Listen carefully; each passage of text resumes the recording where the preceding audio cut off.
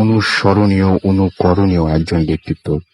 তিনি ছেড়ে চলে গেছেন আমাদের, বাট ছেড়ে চলে গেছেন কিন্তু তার আদর্শ, তার তিনি আমাদের মাঝে চিরজীবন বেঁচে থাকবেন, চিরজীবী হবেন তিনি, সেই বিশ্বাস আমাদের সবারই রয়েছে। যাই হোক, আমরা চলে যাব ঘটনায়। তবে আমরা ঘটনা দিয়ে শুরু করব না, একটু আলোচনায় যাব। আমরা আলোচনায় বরং একটু পরেই ফিরে আসি, আগে একটু ঈদের শুভেচ্ছা বিনিময় করি। আচ্ছা, কারা কারা আছেন আজকে ভূত এফএমে দেখি? আমাদের পুরনো টিম, এবং ঈদ স্পেশাল যেহেতু, সুতরাং বুঝতেই পারছেন বাছাই করা সেরা ঘটনাগুলো আজকে উপহার দেওয়ার চেষ্টা করবো আপনাদের।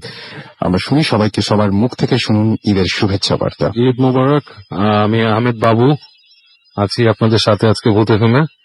সবারই ভালো কেটেছে আশা করি, আর আজকে আমরা চেষ্টা করবো ইনশাল্লাহ আপনাদেরকে ভয় দেখাতে। একদম। এবং আজকে তো মোটামুটি যারা এসছেন তাদের মধ্যে বাবু ভাই আপনি নিজে অসুস্থ। হ্যাঁ, আমি নিজে অসুস্থ, সবার চাই। ফার্নানো অসুস্থ, ফার্নানো কিছুটা অসুস্থ। হ্যাঁ সেটাই। তো আমরা তারপরে যাই। ঈদ মোবারক রাসেল ভাই, আমরা হাবিব। আশা করি ভালো আছেন সবাই এবং শ্রোতারা সবাই ভালো আছে। ওকে, আমরা তারপরে যাই। ঈদ মোবারক রাসেল ভাই, মাসুম ভাই এবং রেডিও ফুর্তি যারা লিসেনার্স আছেন, ভূত এফএম এর যারা লিসেনার, সবাইকে জানাচ্ছি ঈদের অনেক শুভেচ্ছা। আমি ফারমান। তো আজকে চেষ্টা করবো আপনাদের প্রচুর ভয় দেখানোর। তো এই তো কত গুছিয়ে কথা বলে। তারপরে যাই। আসসালামু আলাইকুম লিসেনার্স, সবাইকে ঈদ মোবারক। রাসেল ভাই, আপনাকে, মাসুম ভাই এবং ভূত এফএমের সকল লিসেনারদেরকে আমার ঈদ মোবারক। আশা করি যে আমরা আজকে আমাদের বিভিন্ন ঘটনা দিয়ে সবাইকে অনেক বেশি ভয় দেখাতে পারবো। ওকে, সো এই মাসের শেষে কিন্তু রয়েছে হ্যালোউইন। তো সবকিছু মিলিয়ে এই মাসটা একটু অন্য রকমই, এবং হ্যালোউইন সম্পর্কে যাদের জানার ইচ্ছা আছে সেই বিষয় নিয়ে আমরা আলোচনা করব। এবং ভুলে গেলে চলবে না যে আমরা কিন্তু আবারও প্ল্যান করছি ঢাকার বাইরে কোনো জায়গায় গিয়ে একটা ভূত এফএম করার, আউটডোর থেকে সরাসরি ভূত এফএম করার। সুতরাং সেরকম জায়গা যদি আপনাদের জানা থাকে যে কোন জায়গায় আমরা যেতে পারি, সে সমস্ত সাজেশন আপনাদের কাছে চাই। অবশ্যই আমাদেরকে ইমেল করুন আপনার জায়গায় যদি আসলেই কোনো ঘটনা এরকম ঘটে থাকে, সেটা একটু আমরা জানতে চাই। আর আজকে আমরা কাকে দিয়ে শুরু করা যায়, কি মনে হয়? আচ্ছা, আমরা হাবিব ভাইকে দিয়ে তাহলে শুরু করি। হাবিব ভাইয়ের একটা ঘটনা রয়েছে, দুটো ঘটনা রয়েছে বেসিক্যালি। এবং আমরা একটা জানি যে ঝড়ের রাতে মাছ শিকার, যেটা রাজশাহীর একটা ঘটনা। আমরা কি সেই ঘটনাটাই আগে যাবো নাকি আমরা সাপুরের ঘটনাটা, কোনটা মনে হয় আপনার কাছে বেটার? আমরা ঝড়ের রাতের ঘটনাতে আগে যাই। আমরা ঝড়ের রাতের ঘটনাতেই যাচ্ছি। তাহলে শুরু করছি ভূত এফএম। এবং আপনারা সবাই জানেন ভূত এফএম এখন অন্যরকম, উইথ গ্রামীণ ফোন। আপনারা থাকুন আমাদের সাথে। চলে যাচ্ছি আমাদের প্রথম ঘটনায়, হাবিব ভাইয়ের কাছে। হাই ডিয়ার লিসনার্স, আমি হাবিব, এসেছি গুলশান থেকে। তো আমার ঘটনায় চলে যাচ্ছে। এই ঘটনাটা হচ্ছে উত্তরবঙ্গে আপনার যেখানে নদী অঞ্চল আছে বা যেখানে হচ্ছে আপনার নিচু অঞ্চল আছে, বর্ষার সময় পানি আসে, এইসব অঞ্চলের আশেপাশে দেখা যায় যে অনেকেই ভরাট করে বা চর অঞ্চলে আপনার আম বাগান তৈরি করে, দখল করে হোক বা কারো প্রপার্টি হয়ে থাকলে হোক। তো এরকম একটা জায়গায় আপনার কিছুদিন আগের ঘটনা, যখন বৃষ্টি শুরু হলো, মাত্র 1.5 মাস আপনি বলছিলেন। হ্যাঁ, একদমই। তো যখন বৃষ্টি শুরু হলো, পানি বেড়েছে। তো যারা মাছটা শিকার করে তারা এই সময় আর কি খুব উৎফুল্ল থাকে যে মাছ শিকার করতে যাবে। তো এরকম একদল লোক, 4 বন্ধু মিলে তারা মাছ শিকারে বের হলো আর কি। তো সবকিছু রেডি করে একজন লোক জোগাড় করলো যে নৌকা অ্যারেঞ্জ করেছে। তো তারা হচ্ছে একটা বিল অঞ্চলে মাছ মারতে গেল। তো হচ্ছে হুইল নিয়ে গেছে 4টা হুইল, বলতে বড়শি আর কি, আমরা যেটা দেখি ফোল্ডিং হুইল বা ছিপ বলি যেটাকে। তো তারা গেছেন আমবাগান পার হয়ে বেশ কিছুটা হেঁটে, তারপরে পানিতে তারা উঠলেন নৌকায়। তো নৌকা যখন স্টার্ট হলো, কিছুক্ষণের মধ্যেই মানে বৃষ্টি স্টার্ট হয়েছে, খুব বাজে বৃষ্টি, প্রচন্ড ঝমঝম করে বৃষ্টি। তো বৃষ্টির মধ্যে কিছু দেখা যায় না। তারপরে তারা যেহেতু মাছ শিকার করতে এসেছেন, সময় তখন হচ্ছে সন্ধ্যা 7টা কেবল। তো স্টার্ট করলেন মাছ ধরা। মাছ ভালোই উঠছে, ছোট মাছ, 250 গ্রাম, আধা কেজি এরকম ছোট ছোট বিভিন্ন মাছ ভালো ধরতে পারছেন। তো ঘন্টাখানেক মাছ ধরার পর হঠাৎ করে তারা দেখলেন যে আর মাছ উঠছে না। তো অনেকক্ষণ চেষ্টা করার পর তারা একটু বিরক্ত হয়ে পড়লেন। এরপর হঠাৎ করে যেটা হলো, একটা বেশ বড় মাছ মনে হলো কোনো একজনের বড়শিতে আটকে পড়েছে। তো মাছটা কোনোভাবে তারা উঠাতে পারছে না, মাছের টানে নৌকা সামনে এগোতে একটা পর্যায়ে দেখলো যে মাছটা আপনার বড়শি ছিঁড়ে নিয়ে চলে গেছে, সুতোটা চিনে চলে গেছে। তো তারা খুব হতাশ। একটু পর খেয়াল করে দেখলেন পাশেই আপনার কিছু লোকজন আরেকটা নৌকায় করে তারা মাছ ধরছে। তো জেলে টাইপের তারা ভাবলো কথাবার্তা শুনে।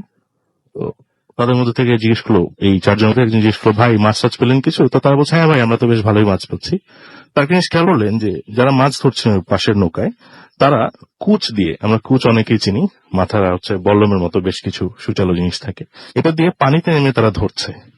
তো যে মাঝি ছিলেন যিনি নৌকা অ্যারেঞ্জ করছেন, আমার একটু সন্দেহ হলো যে আমরা এত দূরে আসলাম, এখানে তো বেশ গভীর পানি, কিভাবে মানুষ নেমে কোমর পানির মধ্যে আপনার কুচ দিয়ে মাছ ধরতে পারে।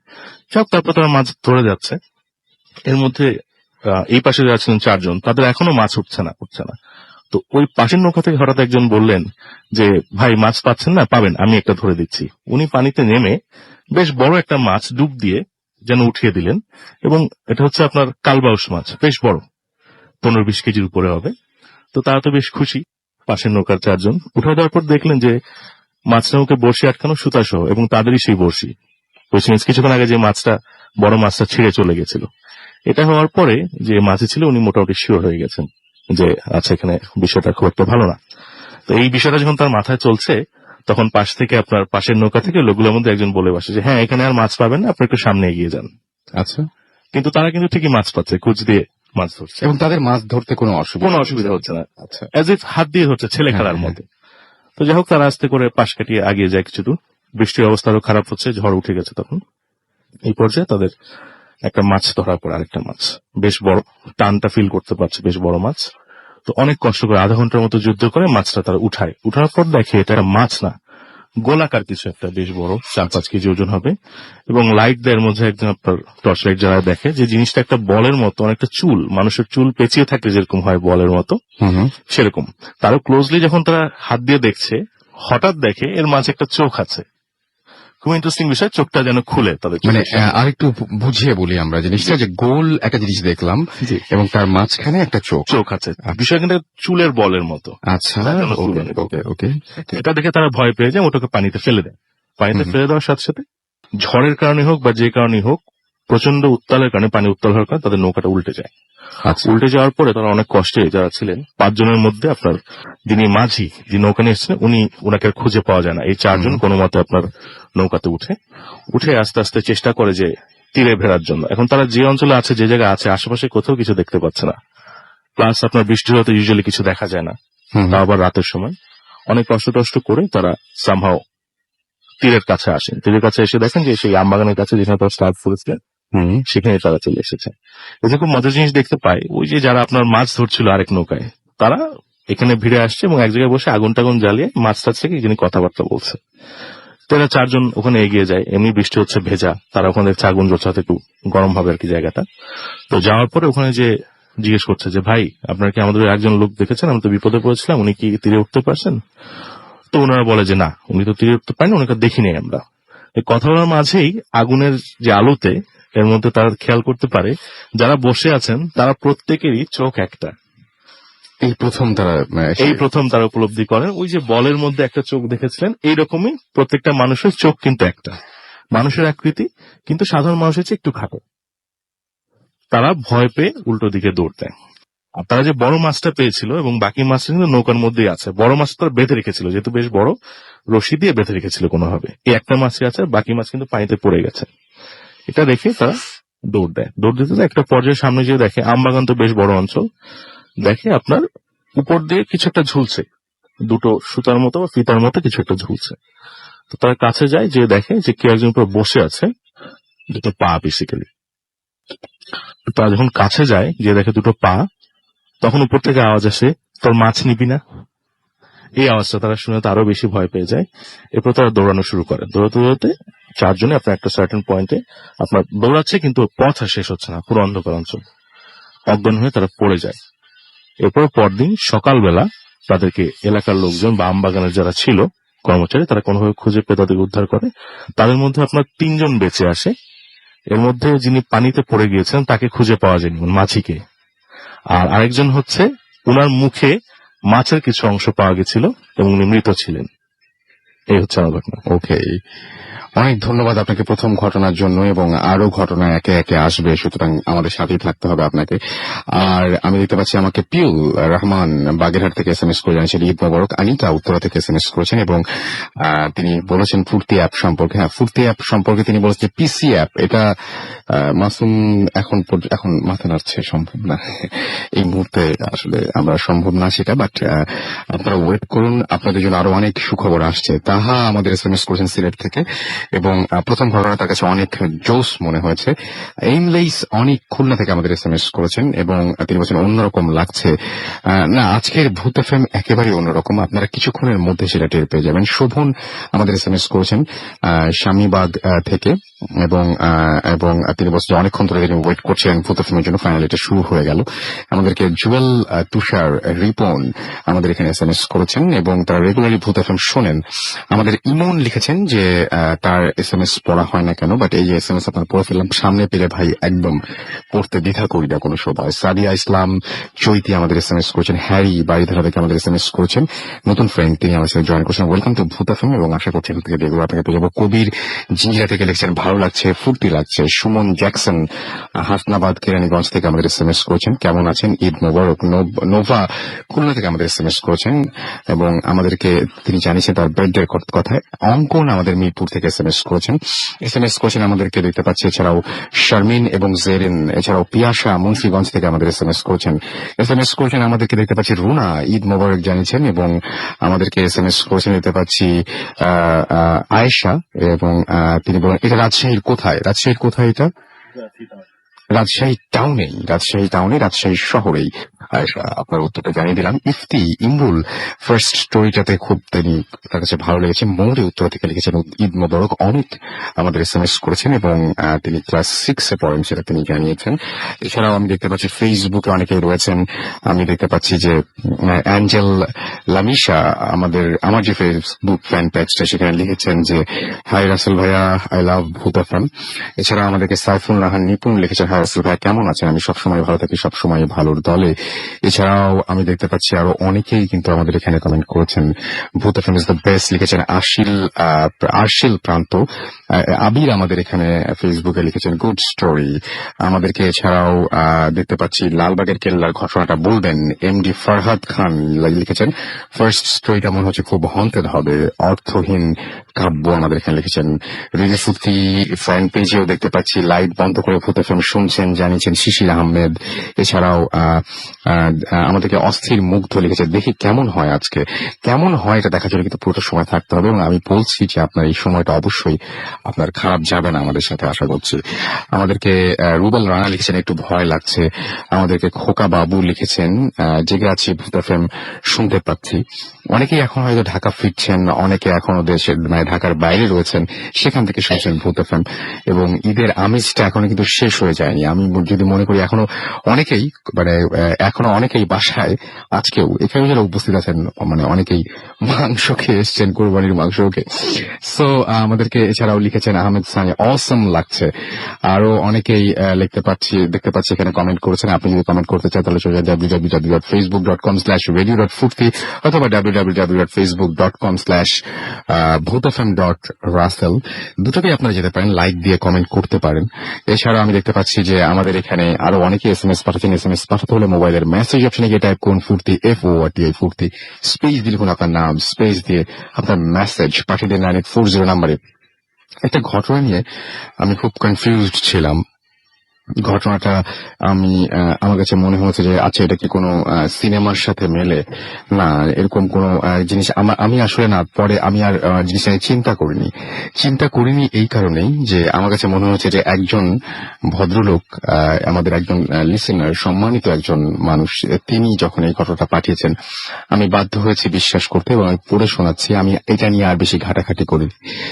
আমি জানি না কোথাও কোনো সামঞ্জস্য আপনারা পাবেন কিনা, বাট যদি সামঞ্জস্য না পান এবং ঘটনাটা যদি উপভোগ করেন তাহলে সত্যি আমার অনেক ভালো লাগবে। আমার মানুষকে বিশ্বাস করতে অনেক ভালো লাগে। আমি পড়ি ঘটনাটা। লিখছেন পদার্থ বিজ্ঞান নিয়ে আমার ভালোবাসা শুরু হয় যখন কিনা আমি সর্বপ্রথম আলবার্ট আইনস্টাইনের লেখা গবেষণাপত্র বিজ্ঞান জগৎ বিশেষত আইনস্টাইনের অন্ধ ভক্তে পরিণত হই। ঠিক করলাম যে করেই হোক বিজ্ঞান জগতে নিজেকে উৎসর্গ করব। পরিবারের সবাইকে জানালাম যে আমি বার্লিন যেতে চাই ও পদার্থ বিজ্ঞান পড়তে চাই। বাবা জিজ্ঞেস করলেন বার্লিন কেন? আমি এতটুকুই বললাম যে ওখানে আলবার্ট আইনস্টাইন কাজ করেছেন। বাচ্চা বয়সে পৃথিবীটা শুধুই বিজ্ঞানময় লাগতো। আমি যখন বার্লিনে তখন আমার বয়স 18। নতুন জায়গা সচরাচর অদ্ভুত লাগার কথা, আমার ক্ষেত্রে উল্টো ঘটলো। আমি সারাদিন বিশ্ববিদ্যালয়ে পড়ে থাকতাম, একে ওকে ধরে বিভিন্ন বিষয় নিয়ে জিজ্ঞেস করতাম। জার্মান ভাষায় অতটা পারদর্শী না থাকায় প্রথম প্রথম খুব কষ্ট হতো। আস্তে আস্তে বড় হতে থাকলাম। এই পৃথিবীতে শুধু লজিক দিয়েই তার কাটতো, এবং তিনি তাই লিখেছেন। এবং তিনি বলেন, আমি পৃথিবীতে তখন আমি আমার পড়াশোনা দিনরাত যখন সময় পেতাম খালি পড়তাম। থার্ড ইয়ারে পড়াকালীন সময়ে আমি মানসিকভাবে অসুস্থ হয়ে যাই।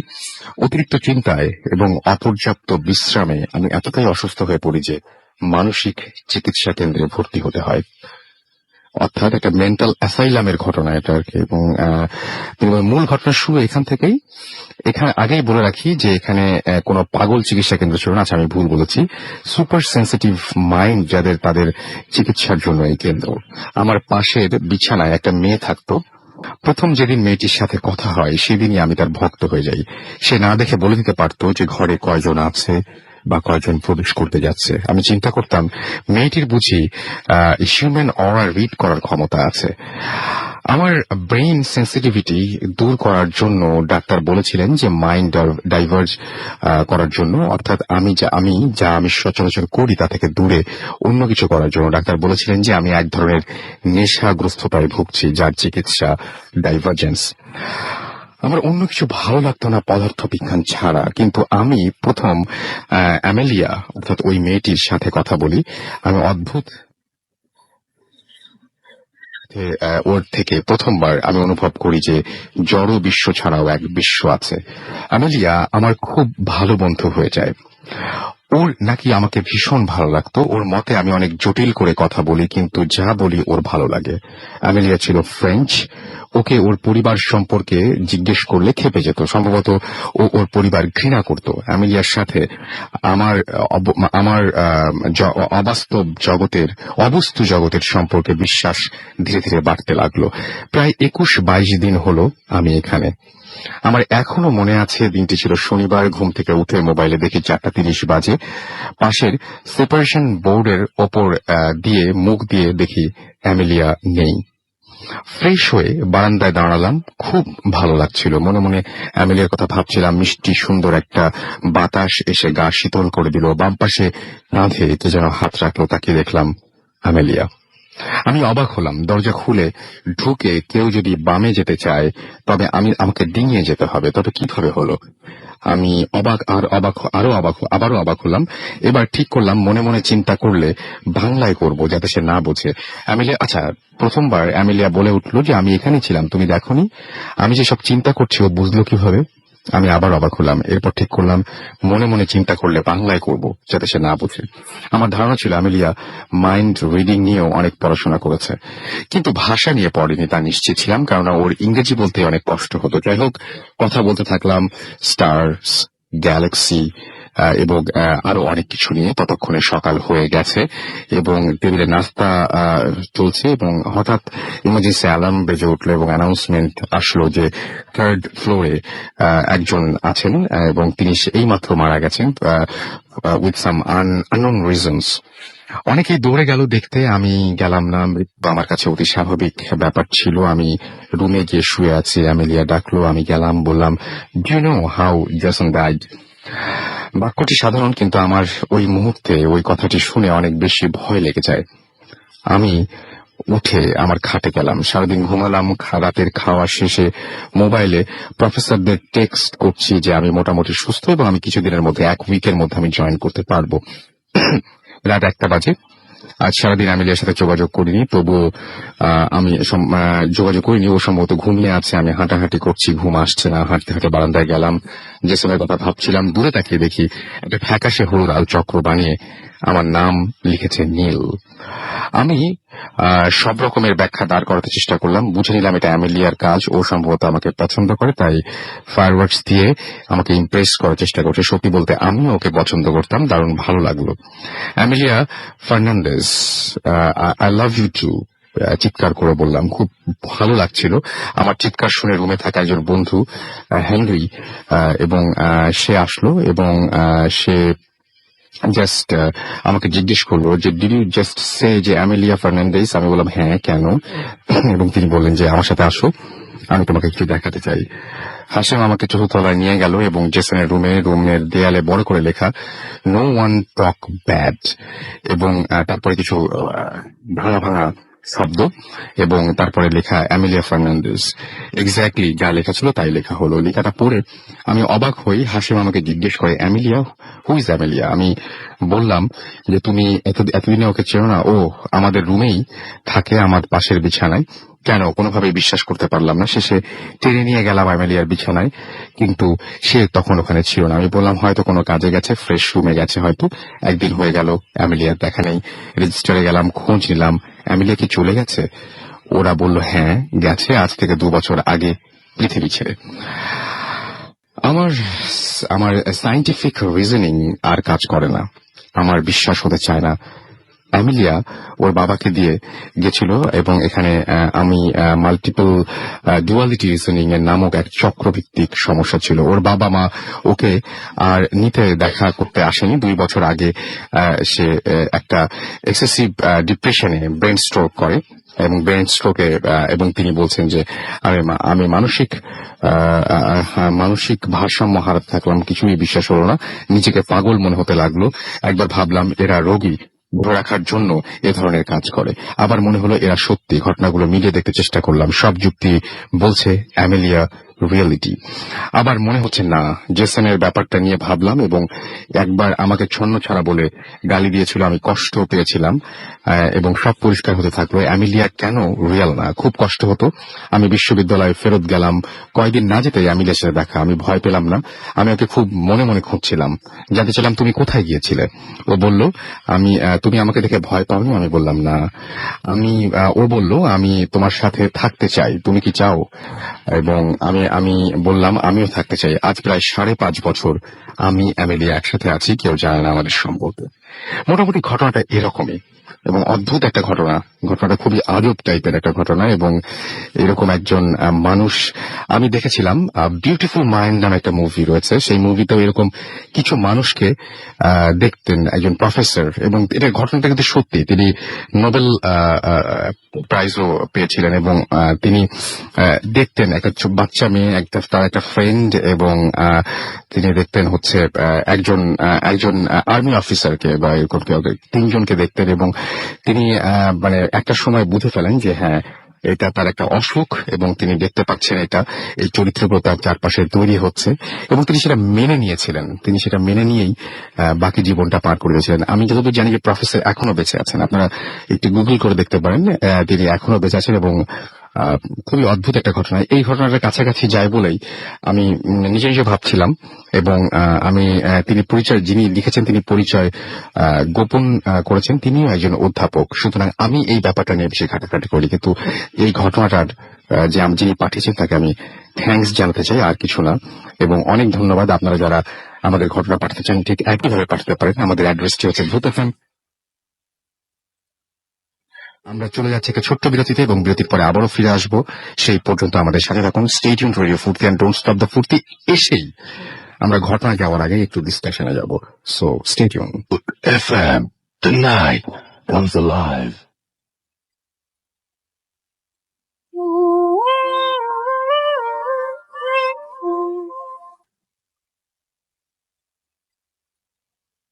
আরো একবার সবাইকে স্বাগত জানাচ্ছি ভূত FM এ, এবং আপনারা সবাই জানেন ভূত FM এখন অন্যরকম উইথ গ্রামীণ ফোন।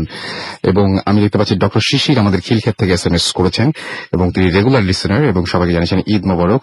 অপরিচিতা চিটাগং থেকে আমাদের SMS করেছেন, ঈদ মোবারক জানিয়েছেন। বেলাল হাসান তন্ময় বলছেন যে অনেক ভালো লাগছে। ফতুল্লা থেকে তিনি জানিয়েছেন। পাপড়ি ভূতের গলি থেকে লিখছেন সুন্দর সুন্দর গেস্টদের পেয়ে সুন্দর সুন্দর ঘটনা তিনি আশা করছেন। তুষার মিটফোর্ড থেকে লিখেছেন যে ঢাকার ঘটনাটি অসাম হয়েছে। আমাদেরকে ঢাকা থেকে তিনি লিখেছেন ঘটনাটি অসাম হয়েছে, তোমার লাস্ট ঘটনার কথা বলছেন। সিদ্দিক খান জুরাইন থেকে লিখেছেন নাইস। খুলনা পাইকগাছা থেকে আমাদেরকে SMS করেছেন, নামটা লেখেননি।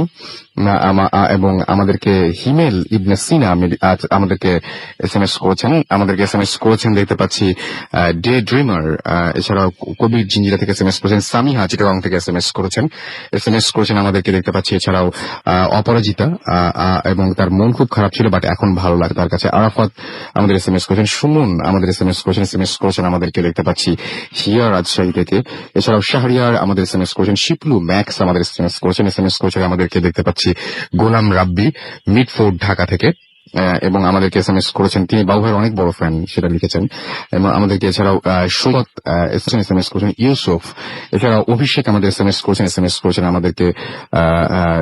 আমাদেরকে শর্টকাট সেলিম খান, এছাড়াও আয়েশা আখতার আমাদের এসএমএস করেছেন, আমাদেরকে তানিম উত্তরা থেকে এসএমএস করেছেন, এবং তিনি বলছেন যে আমিলিয়ার স্টোরিটা জোস। আমাদেরকে এর মাঝখানে আমি একটা এসএমএস দেখলাম এরকম যে প্রফেসর, মানে সবকিছুই আমরা একটু যাচাই বাছাই করে দেখতে চাই, রাইট? যে কোনো বিষয় নিয়েই হলে মানে একটা জিনিস কিন্তু সত্যি যে কোনো বিষয় নিয়ে যদি আমি সন্দেহ প্রকাশ করি তাহলে মানে বোঝা যাবে যে আমি মোটামুটি ব্যাপারটা সম্পর্কে জানি, বা একটু আমি মানে আমার মানে সন্দেহ প্রকাশ করা মানে কিছুটা হলেও জ্ঞান জাহির করা আর কি। এটা আমার কাছে মনে হয় কোনো ক্ষেত্রে, সবার ক্ষেত্রে না, অবশ্যই না। তো একজন লিখেছেন যে বিউটিফুল মাইন্ডের যে প্রফেসর, তার নাম কি? তার নাম হচ্ছে জন ন্যাশ, এবং he is a Nobel laureate in economics. আপনারা খোঁজ নিয়ে দেখতে পারেন, এবং আপনারা সেই ব্যাপারটা, সেই মুভিটাও দেখতে পারেন, এবং আমি জানি যে এটা অনেক আগের মুভি, সুতরাং অনেকেই দেখেছেন। আমি সেটাই আশা করবো যে অনেকেই হয়তো এই মুভিটা দেখেওছেন এর মধ্যে, সো দেখে ফেলতে পারেন। এবং মানে তবে সেটা কিন্তু আসলে কোনো ভৌতিক ব্যাপার ছিল বলে আমার বিশ্বাস হয় না। সেটা তিনি একজন, এটাকে কি বলে, কিডজোফ্রেনিয়া বলে না? হ্যাঁ, এটা সেই পেশেন্ট ছিলেন তিনি, এবং তিনি সেটা খুব স্বাভাবিকভাবে নিয়েছিলেন, এবং তিনি তার একসময় তিনি আর মেন্টাল কোনো ট্রিটমেন্ট নিতে চাননি। তিনি বলেছেন যে না, এটা আমি নিজে সলভ করব, এবং সেটাই তিনি করেছেন।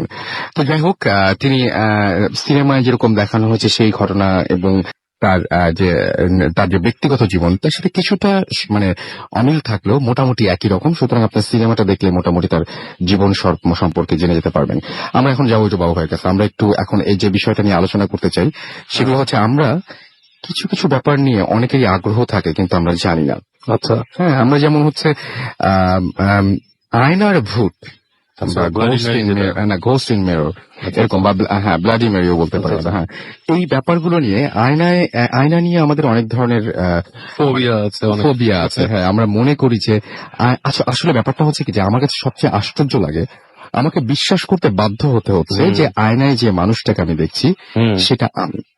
সেটাই, মানে আপনি প্রতিবিম্বতে আপনি যা দেখছেন। এখানে হাবিব ভাই আছেন, এবং সেখানে আয়নারই তো খেলা, মানে ব্যাপারটা হচ্ছে যে হাবিব ভাই ক্যামেরার ভেতরে তো সেই মিররের খেলা, রাইট? সো আমরা আয়নায় যে মানুষটাকে, আমাদের যে প্রতিবিম্ব দেখছি, সেই প্রতিবিম্বটাকে বা আমাদের প্রতিবিম্বকে আমরা বিশ্বাস করতে বাধ্য হচ্ছি। সেটাই, এবং এটা আমরা জানি না যে এই প্রতিবিম্বটা সবসময় একই রকম হবে নাকি প্রতিবিম্ব বদলা যেতে পারে, আমরা জানি না। আমরা ব্লাডি মেরি নিয়ে একটু কথা, ব্লাডি মেরি নিয়ে যেটা বলা, এটা কাইন্ড অফ স্যাটানিক বিলিফ। হ্যাঁ, অনেক রকম বিলিফ তো ছড়ায় দেওয়া হয়, স্যাটানিক বিলিফ এবং ওয়ার্শিপিং এর মধ্যে কিছু আছে। না, এখানে কিন্তু কয়েকটা ব্যাপার আছে। প্রথম যেটা হচ্ছে যে একটা জিনিস, সেটা হচ্ছে যে কয়েক ধরনের ঝামেলা আছে। সেটা হচ্ছে যে সাধারণত এটা নাকি মেয়েরা করে, এবং বাসাটা অবশ্যই অন্ধকার হতে হবে, তারপরে তাকে উঠে যেতে হবে একটা ক্যান্ডেল নিয়ে, তারপরে মানে সেখানে যে উচ্চারণ করতে হবে এভাবে, মানে তারপরে সেখানে সে হচ্ছে তার ভবিষ্যৎ হাজবেন্ড করতে হবে। অনেক সময় দেখা যায় মৃত মানুষকে, এরকম কনফিউশন। ওই যে যেটা বলেছে যে আপনার যে হাজবেন্ড কে দেখতে পাবে, ফিউচার হাজবেন্ড, এটা হচ্ছে কাইন্ড অফ লাইক আপনাকে একটু অ্যামিউজ করার জন্য। আসলে বেসিক্যালি যেটা করে, ওরা চেষ্টা করে যে আপনার মৃত মানুষকে দেখার জন্য এই জিনিসটা করে। অনেকটা হচ্ছে আপনার প্ল্যানকেট করার মতো, রাইট, লাইক দ্যাট। ওই নাম ধরে অন্ধকারে 3 বার ডাকলে, বাট ইটস নট রাইট। এটা আমি সবাইকে বলবো, কেউ এগুলো চেষ্টা করেন না। দিস ইজ ব্যাড, বাজে জিনিস, কিছুই ঘটবে না, কারণ মেল প্র্যাকটিস। আর ঘটলেও মানে নিতে পারাটা খুব কঠিন। ইনশাআল্লাহ ঘটবে না। তবে আয়না সম্পর্কে আমাদের ধর্মে বলা আছে কিন্তু এরকম যে মানে ওপেন আয়না খুব একটা রাখা উচিত না বাসায়। হ্যাঁ, অনেকেই দেখেছি যে এই কারণে আয়না ঢেকে রাখেন, আয়না ঢেকে রাখেন। এবং এটা কিন্তু আপনার এই যে ড্রাকুলা যে ছিল আর কি, ব্লাড ট্যাপেস যে ছিল আর কি, ওর কিন্তু আয়না ভীতি ছিল। এন্ড দ্য রিজন ওয়াজ, যে কারণে তার আয়না ভীতিটা ছিল, সে আয়নায় তার ওয়াইফকে দেখতে পেত। রাইট। হ্যাঁ, মানে অরিজিনাল ব্ল্যাক ট্যাপেজ যে ছিল। হ্যাঁ, একদম একদম একদম। পরবর্তীতে এটাকেই আরো আপনার ফ্যাব্রিকেটেড করে আপনার আব্রাহাম বার্ন স্টোকার এটাকে বানিয়ে দিয়েছে যে ভ্যাম্পিয়ারের কোনো প্রতিচ্ছবি আয়নায় আসে না। হ্যাঁ, সেটা পরের পরেরই। বাট ব্যাপারটা হচ্ছে আয়না নিয়ে আমাদের তার মানে এই ধরনের মানে অনেক ধরনের কথা প্রচলিত হ্যাঁ, আছে প্রচলিত আছে। এবং আয়না একটা অদ্ভুত জিনিস। অনেক সময় এরকমও দেখা যায় যে অনেক সময় মানে জিনকে আয়নায় বন্দি করা যায়। জিনকে আয়না বন্দি করা যায়। এইসব কারণেই কিন্তু আয়নাকে বলা হয়েছে যে আয়না আপনার ঢেকে রাখতে। হ্যাঁ, এবং অনেক সময় এরকমও আছে যে আয়নাতে অনেক কিছু দেখাও যায়। রাইট। আয়নাতে অনেক কিছু দেখা মানুষ যায়। মানে যেটা তার মানে দেখার কথা না সেরকম সেরকম কোনো হঠাৎ কিছু দেখে ফেলতে পারে। প্রতিবিম্ব দেখে ফেলতে পারে সে। এক্স্যাক্টলি। এবং আয়না নিয়ে আমাদের অনেক কথা আছে এবং আয়না নিয়ে আপনাদেরও কোনো এক্সপিরিয়েন্স আছে কিনা সেটা অবশ্যই আমাদের জানাতে পারেন। আমরা এই আলোচনা চালিয়ে যেতে চাই এবং এই আলোচনা নিয়ে আরো কথা বলতে চাই। এবং আচ্ছা, এইটা তো সাধারণত আমরা একটু ওয়েস্ট থেকে এসেছে, তাই না? হ্যাঁ, না, এটা আমাদের এখানেও কিন্তু প্রচলিত আছে। আপনার অ্যারেবিয়ান আপনার মিথের মধ্যেও আছে, আবার ওয়েস্টেও আছে। হ্যাঁ। এবং আমরা দেখেছি যে মানে এই জিনিসগুলো এটাকে বলা হয় যে একটা খুব পপুলার একটা কালচার। এবং আপনারা যারা দেখবেন এবং আয়নার ভেতরে যে মানুষটাকে আমরা দেখতে পাচ্ছি সেই মানুষটা যদি মৃত হয় আসলে কেমন লাগবে। সবসময় তো এরকমও না যে সেই মানুষটা পরিচিতই হতে হবে। না, অপরিচিত কোনো মানুষ হতে পারে। যেটা আসলে হয় সেটা মানে as far age I believe according to মানে আমাদের বিশ্বাস অনুযায়ী যে যখন মানুষ এই ধরনের মানে বাজে রিচুয়াল করে তখন যেটা হয় দুষ্ট কোনো জিন যখন আশেপাশে থাকে সে তাকে এসে একটা দেখা দিয়ে যায়। রাইট। এবং আমার কাছে যেটা মনে হয় যে এটা নিয়ে অনেক ধরনের আলোচনা রয়েছে। এটা যদি আপনারা চালাতে চান বা আপনারা যদি বলেন যে এটা নিয়ে আপনারা ইন্টারেস্টেড তাহলে আমরা অবশ্যই এটা নিয়ে আরো অনেক কিছু মানে এটা একটা ডেমো ছিল আর কি। এরপরে আমরা অবশ্যই সেটা নিয়ে আরো অনেক কথা বলবো এবং অনেক ধরনের আচ্ছা এই যে আমরা বলি আপনার কি মনে হয় আসলে স্বার্থ সিদ্ধির জন্যই তো মানুষ এই সমস্ত ভুল পথে এগোয় বা হ্যাঁ, মানুষ কিছু মানে আপনার অনেকেই মনে করে যে পার্থিব জীবনে যা পাই সেটাই লাভ। হ্যাঁ, সবার থেকে একটু এগিয়ে থাকি কিছু করে। হ্যাঁ, বা আবার অনেকে দেখা যাচ্ছে ইয়াং এজে বাহাদুরি মনে করে জিনিসটাকে করছি, আবার অনেকে দেখা যাচ্ছে আপনার অকাল জিনিসে ইন্টারেস্ট অনেক বেশি। অকাল জিনিসে অনেকের ইন্টারেস্ট এবং অনেকে আবার এটা মনে করে যেটা হচ্ছে স্মার্টনেস। এরকম একটা ব্যাপার আছে। বুঝতে হবে যে ইন্টারেস্টটা আপনাকে যাতে মানে বাজে দিকে না নিয়ে যায়।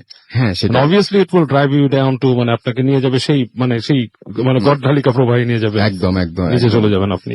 আচ্ছা, একটা হ্যাঁ, আমার কাছে হঠাৎ করে আপনি যখন বলতেছেন তখন আমার কাছে হঠাৎ করে মনে হলো যে ড্র্যাগ মি টু হেল নামে একটা এরকমই ব্যাপারই আসলে নিয়ে যাবে সেখানে আপনি। সেটাই তো। যাই হোক, আমার কাছে মনে হয় যে আমাদের তার মানে আমরা একটা জিনিসে আমরা একটা কনক্লুশনে আসি, সেটা হচ্ছে যে এইটা ওয়েস্ট থেকে এসেছে বাট আয়না নিয়ে অনেক কিছু আমাদের মানে কি বলবো যে মিডল ইস্টের হোক বা ওয়েস্টের হোক যেটাই হোক না কেন এবং ভারত উপমহাদেশও আছে। হ্যাঁ, আমাদের এশিয়াতেও এই আয়না নিয়ে বিরাট একটা ব্যাপার হচ্ছে। তো সব জায়গাতে যদি আয়না নিয়ে এরকম কথা চলতে থাকে তার মানে এর মধ্যে কোনো একটা ব্যাপার অবশ্যই আছে। এবং এই ধরনের কত প্রচলিত আছে যে আপনার আমি একজনের কাছে শুনেছিলাম সেই অনেক আগের কথা আপনার সেই সময় নাকি মানে রাতের বেলা অনেকে আয়নার সামনে দাঁড়িয়ে রূপচর্চা করতো, তাকে দেখতো। তো হঠাৎ নাকি দেখতে পেত যে যিনি রূপচর্চা করছেন তিনি হাসছেন না, বাট অপর পাশে একজন হাসছেন। হ্যাঁ, এখন এটাকে অনেকে বলে যে এটা তার দেখার একটা হ্যালুসিনেশন হয়েছে। আয়নায় আমরা সাধারণত যেটা করি সেটা হচ্ছে কোনো সময় ব্যাকগ্রাউন্ডটা খেয়াল করি না। আমরা নিজেদের চেহারা নিয়ে বা নিজেদের দিকে তাকিয়ে পুরোটা মানে কনসেন্ট্রেট করে নিজের চেহারার উপরে, রাইট, যার জন্য পেছনের ব্যাকগ্রাউন্ডটা আমাদের চোখে পড়ে না। কিন্তু আমি কোনো সময় আসলে মানে আমি বেসিক্যালি আয়না খুবই কম দেখি, সেটাই খুব স্বাভাবিক এবং ব্যাকগ্রাউন্ড তো কোনো সময় নজরে পড়েছে বলে মনে পড়ে না। তো এই ব্যাপারটাই যে আপনি জানেন যে এখানে আপনার ব্যাকগ্রাউন্ডটা দেয়ালই রয়েছে, কিন্তু সেটা যদি চেঞ্জ হয়ে যায় হঠাৎ করে এবং সেটা যদি চেঞ্জ হয়ে যায় তাহলে আলটিমেটলি খুব খারাপ কিছু ঘটার কথা। এবং আপনি আপনার তো এক্সপেক্ট করেননি আপনি আসলে এরকম কোনো। হ্যাঁ, তো দেখি আমি আয়না নিয়ে কেউ কিছু বলছেন কিনা একটু দেখে আসছি আমরা যে আচ্ছা আমাদের এখনো দেখতে পাচ্ছি যে আচ্ছা তিনি বলছেন যে ইয়েস, অনেকেই দেখতে পাচ্ছি যে ইন্টারেস্টেড আলোচনা নিয়ে এবং আমাদেরকে আলোচনা চালিয়ে যেতে অনেকেই উৎসাহী করছেন এবং আমাদেরকে আপনারা যদি চান আসলে আমরা এই সমস্ত ডিসকাশনে যাব। এবং অনেক ধরনের রিচুয়াল আছে এই সমস্ত জিনিস, অবশ্যই অনেক রকমের রিচুয়াল আছে, এটা তো অনেকেই বলেছে। এমন আমাদের অনেক সুনামধন্য লেখক এই ধরনের ইঙ্গিত দিয়ে গেছেন। এবং আমরা যখন অফ এয়ারে এটা নিয়ে কথা বলছিলাম আপনি বারবার করে বলছেন যে এই সমস্ত জিনিস করা উচিত না এবং এটা প্রোহিবিটেড রিলিজিয়াসলি, আমাদের মানে যে কোনো রিলিজিয়াসলি প্রোহিবিটেড, ইসলাম সহ যে কোনো রিলিজিয়াসলি এটা প্রোহিবিটেড। কলিং এ নেগেটিভ ফোর্স। এক্স্যাক্টলি, এবং এটা সবসময় আপনি দেখবেন যে যে সমস্ত হরর ফিল্ম গুলো রয়েছে বা যে সমস্ত ঘটনাগুলো এরকম ঘটে, মানুষ যখন ঘটে তখন সবসময় আমি যে একটা জিনিস খেয়াল করেছি, দুটো রাস্তা থাকে। একটা রাস্তা খুব সাধারণ স্বাভাবিক, এবং সেই রাস্তায় গেলে আপনার খুব লাভবান হওয়ার কোনো চান্স নাই, এবং আপনার ওই রাস্তাটা আপনার জন্য সঠিক মনে হলেও পাশাপাশি আরেকটা থাকে যেটাতে আসলে আপনার লাভবান হওয়ার কিছু মানে লোভ ব্যাপারটা। হ্যাঁ, লোভ বেশি আসলে রকমের। এই লোভে পড়ে যারা যায় তারা কিন্তু আপনার ফাইনালি আলটিমেটলি কোনো গেইন করে না। একদম এরকম একটা ইঙ্গিত যেমন জনি ডেপের একটা সিনেমা ছিল আপনার নাইন্থ গেট, ওখানে কিন্তু দেওয়া ছিল যে শেষ পর্যন্ত স্যাটেনিক কাজ করে মানে আলটিমেটলি কিছুই পাওয়া যায় না। এক্স্যাক্টলি, আসলে কিছু পাওয়া যায় না, কিন্তু ওই যে একটা সবসময় একটা হাতছানি থাকে যে সেটাই এরকম কিছু একটা ঘটতে পারে, তোমার লাইফে এরকম কিছু একটা ঘটতে পারে, সেই জন্য মানে- হয়তো মানুষজন মানে ইন্টারেস্টেড হয় বা কোনো মানে নিষিদ্ধ জিনিসের প্রতি কিন্তু মানুষের আগ্রহ সবসময় বেশি। Right right. আমার সেটাই মনে হয়, এবং আমরা এর পরে আমরা আরো একটা ঘটনায় আসবো, এবং ঘটনাটা যেতে হচ্ছে একদম মানে নিরবিচ্ছিন্ন ভাবে আমরা চালাতে পারি, সেই জন্য আমরা আরেকটা ছোট ব্রেকও নিয়ে আসবো, এবং ব্রেকের পরে আবার আসবো। ইন দ্য মিন টাইম আপনারা আমাদের এসএমএস করতে থাকুন। যারা এসএমএস করতে চান মোবাইলের মেসেজ ওখানে গিয়ে টাইপ করুন ফুর্তি, FORTI ফুর্তি, স্পেস দিয়ে লিখুন আপনার নাম, স্পেস দিয়ে মেসেজ পাঠিয়ে দিন 9840 নাম্বারে। যারা আমাদের ইমেল করতে চান তারা চলে যান bhutfm@radiofurti.fm, which is BHWTFM@radioforti.fm। আপনার নাম, ঠিকানা এবং ফোন নাম্বার সহ আপনার জীবনে ঘটে যাওয়া সেরা ঘটনাটি পাঠিয়ে দিন আমাদের কাছে। আর যারা আমাদের সাথে ফেসবুকে কানেক্টেড থাকতে চান তারা চলে যান www.facebook.com/radio.furti অথবা www.facebook.com/bhutfm.russell। আমি হচ্ছে আরিফুল ইসলাম আমার যে ফ্যান পেজটা রয়েছে সেখানে লিখেছেন যে ফুর্তি অ্যাপস এর মাধ্যমে সরাসরি সিঙ্গাপুর থেকে ভূত এফএম শুনছি।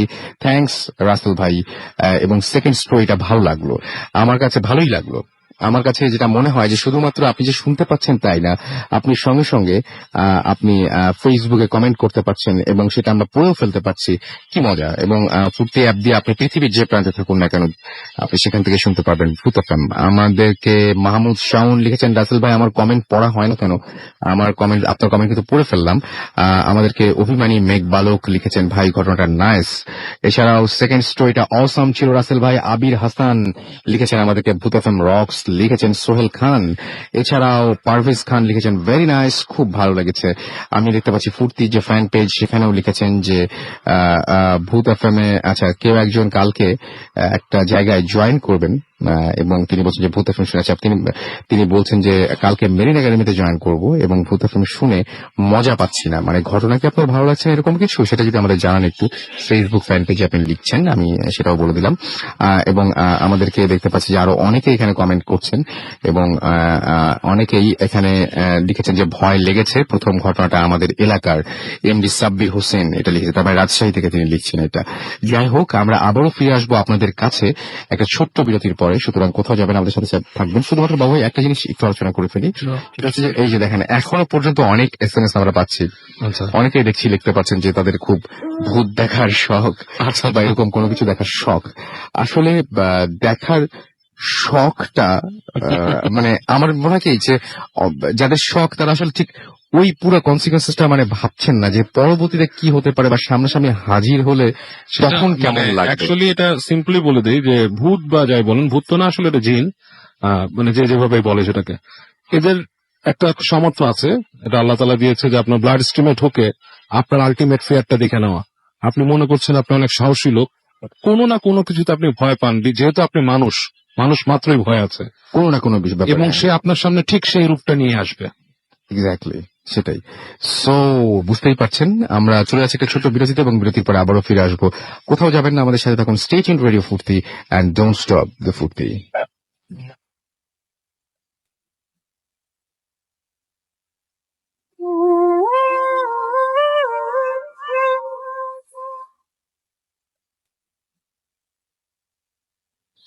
Yes, that's right. The night comes alive with gramming phone. শুনছেন সবসময় রেডিও ফুর্তি, আর চলছে ভূত এফএম। আমরা চলে যাব এবার সরাসরি ঘটনায়, এবং আমরা যাচ্ছি দিনারের কাছে, এবং দিনার লালবাগের কেল্লা নিয়ে একটা ঘটনা বলবে। এবং দিনারের এটা হচ্ছে এলাকারই ঘটনা, সে এলাকাতেই বড় হয়েছে, এবং এই লালবাগের কেল্লাতে সে অনেক ছোটবেলা থেকে এবং মানে বড় হওয়া পর্যন্ত সে মানে জানে খুব কাছ থেকে দেখা এবং আশেপাশের মানুষদের সাথে পরিচয়, সে সাথে তাদের কাছ থেকে শুনে নেওয়া, সবকিছু মিলিয়েই সেটা। এবং একটা জিনিস জানি যে অনেকে কিন্তু আমাদের বলছে যে মিররের যে আমরা যে আলোচনাটা করলাম সেটা অনেক ভালো ছিল। তো আমরা এটা নিয়ে কন্টিনিউ করবো। আশা করছি আমরা রেগুলারই আপনাদেরকে এরকম কিছু জিনিস দেওয়ার চেষ্টা করবো। আপনাদের যে সমস্ত জিনিস নিয়ে আগ্রহ সেটা অবশ্যই আমাদের জানাবেন। আমরা যাচ্ছি দিনারের কাছে। ধন্যবাদ রাসেল ভাই আপনাকে। রাসেল ভাই, আমি বেসিক্যালি তো পুরান ঢাকায় থাকি, আপনি খুব ভালো করে জানেন। তো আমাদের দাদুর বাসাটা হচ্ছে লালবাগ কেল্লার সাথেই। তো আমরা ছোট থেকেই লালবাগ কেল্লাকে নিয়ে বিভিন্ন ধরনের ঘটনা অনেকের মুখে শুনেছি। ইভেন আমার দাদা দাদুর মুখে আমি লালবাগ কেল্লার যে সুড়ঙ্গটা রয়েছে সেটা নিয়ে অনেক ঘটনা শুনি। তো আমি এখন যে ঘটনাটি শেয়ার করছি এটাও আমাদের লালবাগ কেল্লার সুড়ঙ্গকে নিয়ে। তো এটা বাকি শোনা ঘটনাগুলোর থেকে একটু ডিফারেন্ট। তো ঘটনাটি যার সাথে ঘটেছে তার নাম হচ্ছে ইমরান হোসেন। ওনার বাসা হচ্ছে লালবাগের শহীদনগরে ওনার বাসা। তো ঘটনাটি প্রায় আজ থেকে 25 কি 30 বছর আগের একটি ঘটনা। তো উনারা এখন লালবাগ কেল্লার সুড়ঙ্গের যে স্ট্রাকচারটা যেমনটা রয়েছে, যে উপরের থেকে সুড়ঙ্গের ভিতরে ঢোকার যে গেটটা রয়েছে এটা একটা মানে গেট ধারে এটা বন্ধ করে দেওয়া হয়েছে। তো আর আমরা যখন আরো আগে যখন দেখেছিলাম তখন উপরে এই গেটটা ছিল না। আর যেহেতু ঘটনা 25 থেকে 30 বছর আগে, তখন মানে এরকম ভিতরে কোনো গেট টেট কিছুই ছিল না।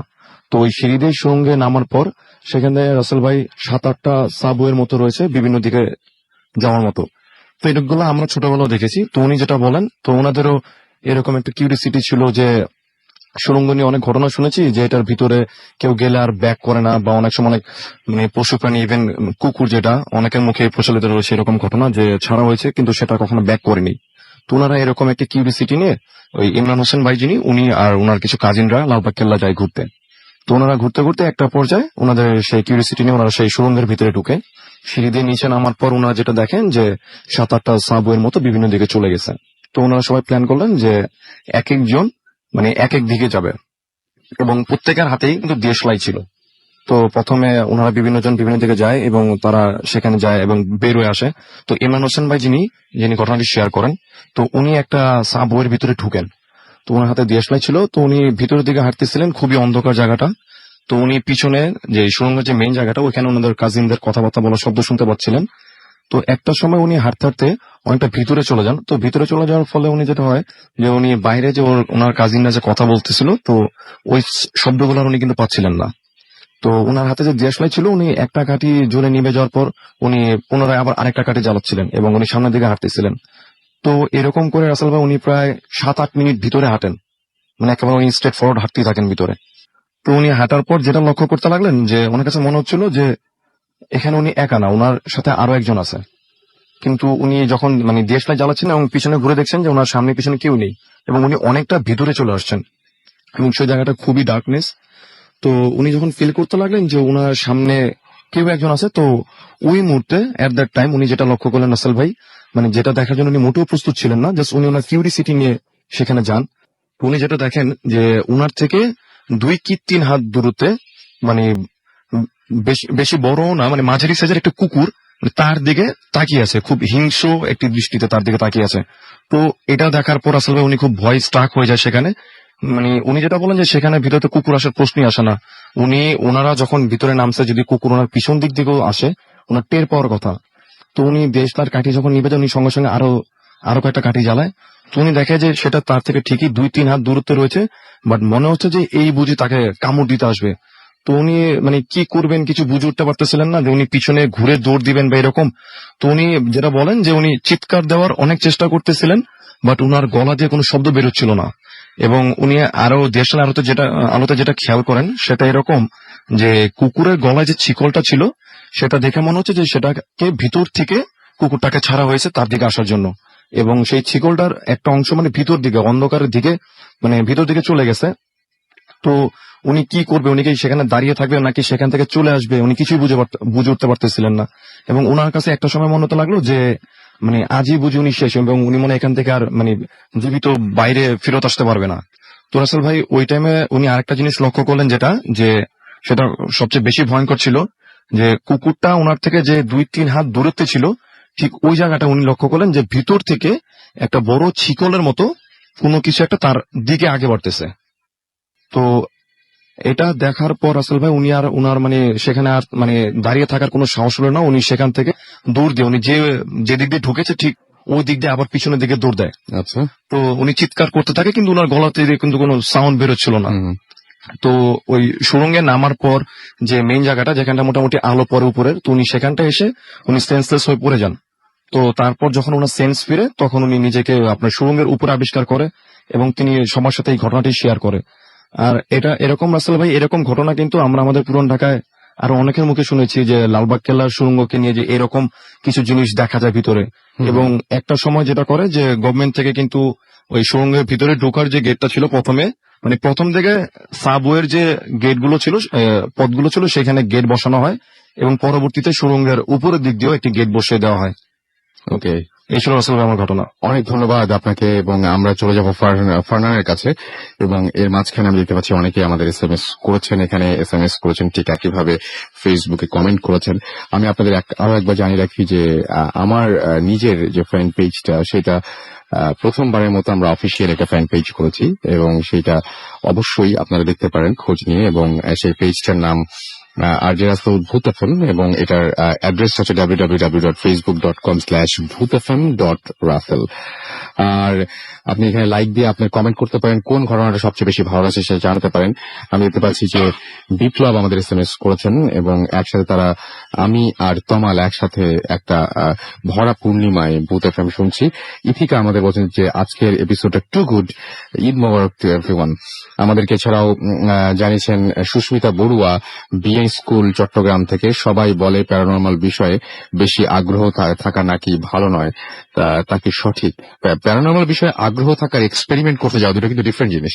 আপনি পড়তেই পারেন, জানতেই পারেন, ব্যাপারটা নিয়ে ইয়ে করতে পারেন, বাট আপনি কোনো এক্সপেরিমেন্ট করলেন জানার পরে সেটা নিয়ে সেটাতে মানে কি বলবো যে আমি যেটা মনে করি সেটা হচ্ছে যে আসলে তার পেছনে উদ্দেশ্যটা কি এটা একটু জানা দরকার। এবং সবচেয়ে বড় ব্যাপার যে আসলে যদি কোনো উদ্দেশ্য না থাকে, যে জাস্ট এই এক্সপেরিয়েন্সটা নেয়ার জন্য যে থাকে আপনার মানে উদ্দেশ্য যদি থাকে শুধুমাত্র এক্সপেরিয়েন্সটাকে নেয়া, তাহলে আমি বলবো যে আসলে আপনি সেই সিচুয়েশনটা কিভাবে হ্যান্ডেল করতে পারবেন কিনা বা আপনার আসলে আপনি সেটা নিতে পারবেন কিনা। তিথি দুটি অর্থী এবং তারা এসএমএস করেছেন, তারা 4 sisters and they are listening to ভূত এফএম এবং তিনি আজকের এপিসোডটি অনেক পছন্দ করছেন।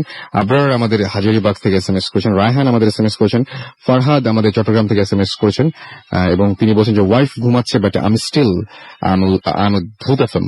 ওকে, সামিহা আমাদের এসএমএস করেছেন চট্টগ্রাম থেকে। এছাড়া আরো অনেকে এসএমএস করেছেন। আমি আস্তে আস্তে সবগুলো ইনশাআল্লাহ পড়ার চেষ্টা করব, মানে ফেসবুক পোস্ট গুলো আস্তে আস্তে পড়ার চেষ্টা করব। মাঝখানে একটু ঘটনা শুনে আসি আমরা ফারনানের কাছ থেকে। ফারনান, কি ঘটনা আজকের শুনি একটু? অ্যাম্বুলেন্সের একটা ঘটনা বোধ হয় না?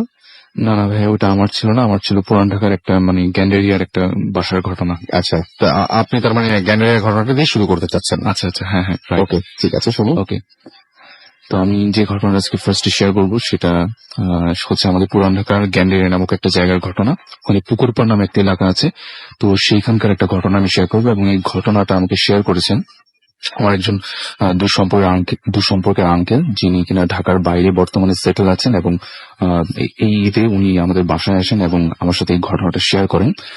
তো এই ঘটনা হচ্ছে এরকম যে প্রায় আরো 20 বছর আগের ঘটনা। তো এই 20 years ব্যাক সে যেটা করে যে আমাদের এই পুরান ঢাকার যে ক্যান্ডের এলাকায় পুকুরপাড় এলাকায় একটা বাসায় ওঠে এবং এই বাসাটি ছিল মোটামুটি 4তলা একটা বিল্ডিং। এবং আমার আঙ্কেল যেটা করেন যে এই 4তলা বিল্ডিং এর যে 4th ফ্লোরটা মানে যে ফ্ল্যাটটা, সেই ফ্ল্যাটটাকে সে কিনে নেন এবং এই ফ্ল্যাটটাকে কিনে নেওয়ার পরে সে তার ফুল ফ্যামিলিকে নিয়ে এই আমাদের এই পুরান ঢাকায় সেটেল হয়ে যান। তো আমি একটু ওইখানে বাসার বর্ণনাটা দিব যে বাসার একটা সাইডে হচ্ছে পুকুর মানে পেছনের দিকে এবং সামনের দিকে হচ্ছে আপনার যে কিছু জঙ্গলার মতো এলাকা ছিল তখনকার সময়। আর যেটা হতো যে ওখানকার যে লোকাল যারা ছিল তারা দেখা যেত বেশিরভাগ সময় ওই জায়গাটাতে আবর্জনা এসে ফেলতো এবং ওখানে একটা মানে আবর্জনা ফেলতো এবং ওখানে একটা ডোবা ছিল, মানে ডোবাটা খুব ভালো ছিল না, মানে নোংরা একটা ডোবা ছিল এরকম মানে একটা জায়গা। এবং আরেকটু যেটা বলবো যে ওই বাসাটার যে ফ্রন্ট সাইডটা মানে যে সাইডটাতে মানে ওই জঙ্গলার মতো জায়গাটা ছিল, পচার ডোবা ছিল, ঠিক সেখানে ছিল আমার আঙ্কেলের যে বাসার যে করিডোর বা বারান্দা সেটা, এবং এই বারান্দাটার একটা সাইডে ছিল কিচেন এবং একটা সাইডে ছিল আপনার বাথরুম।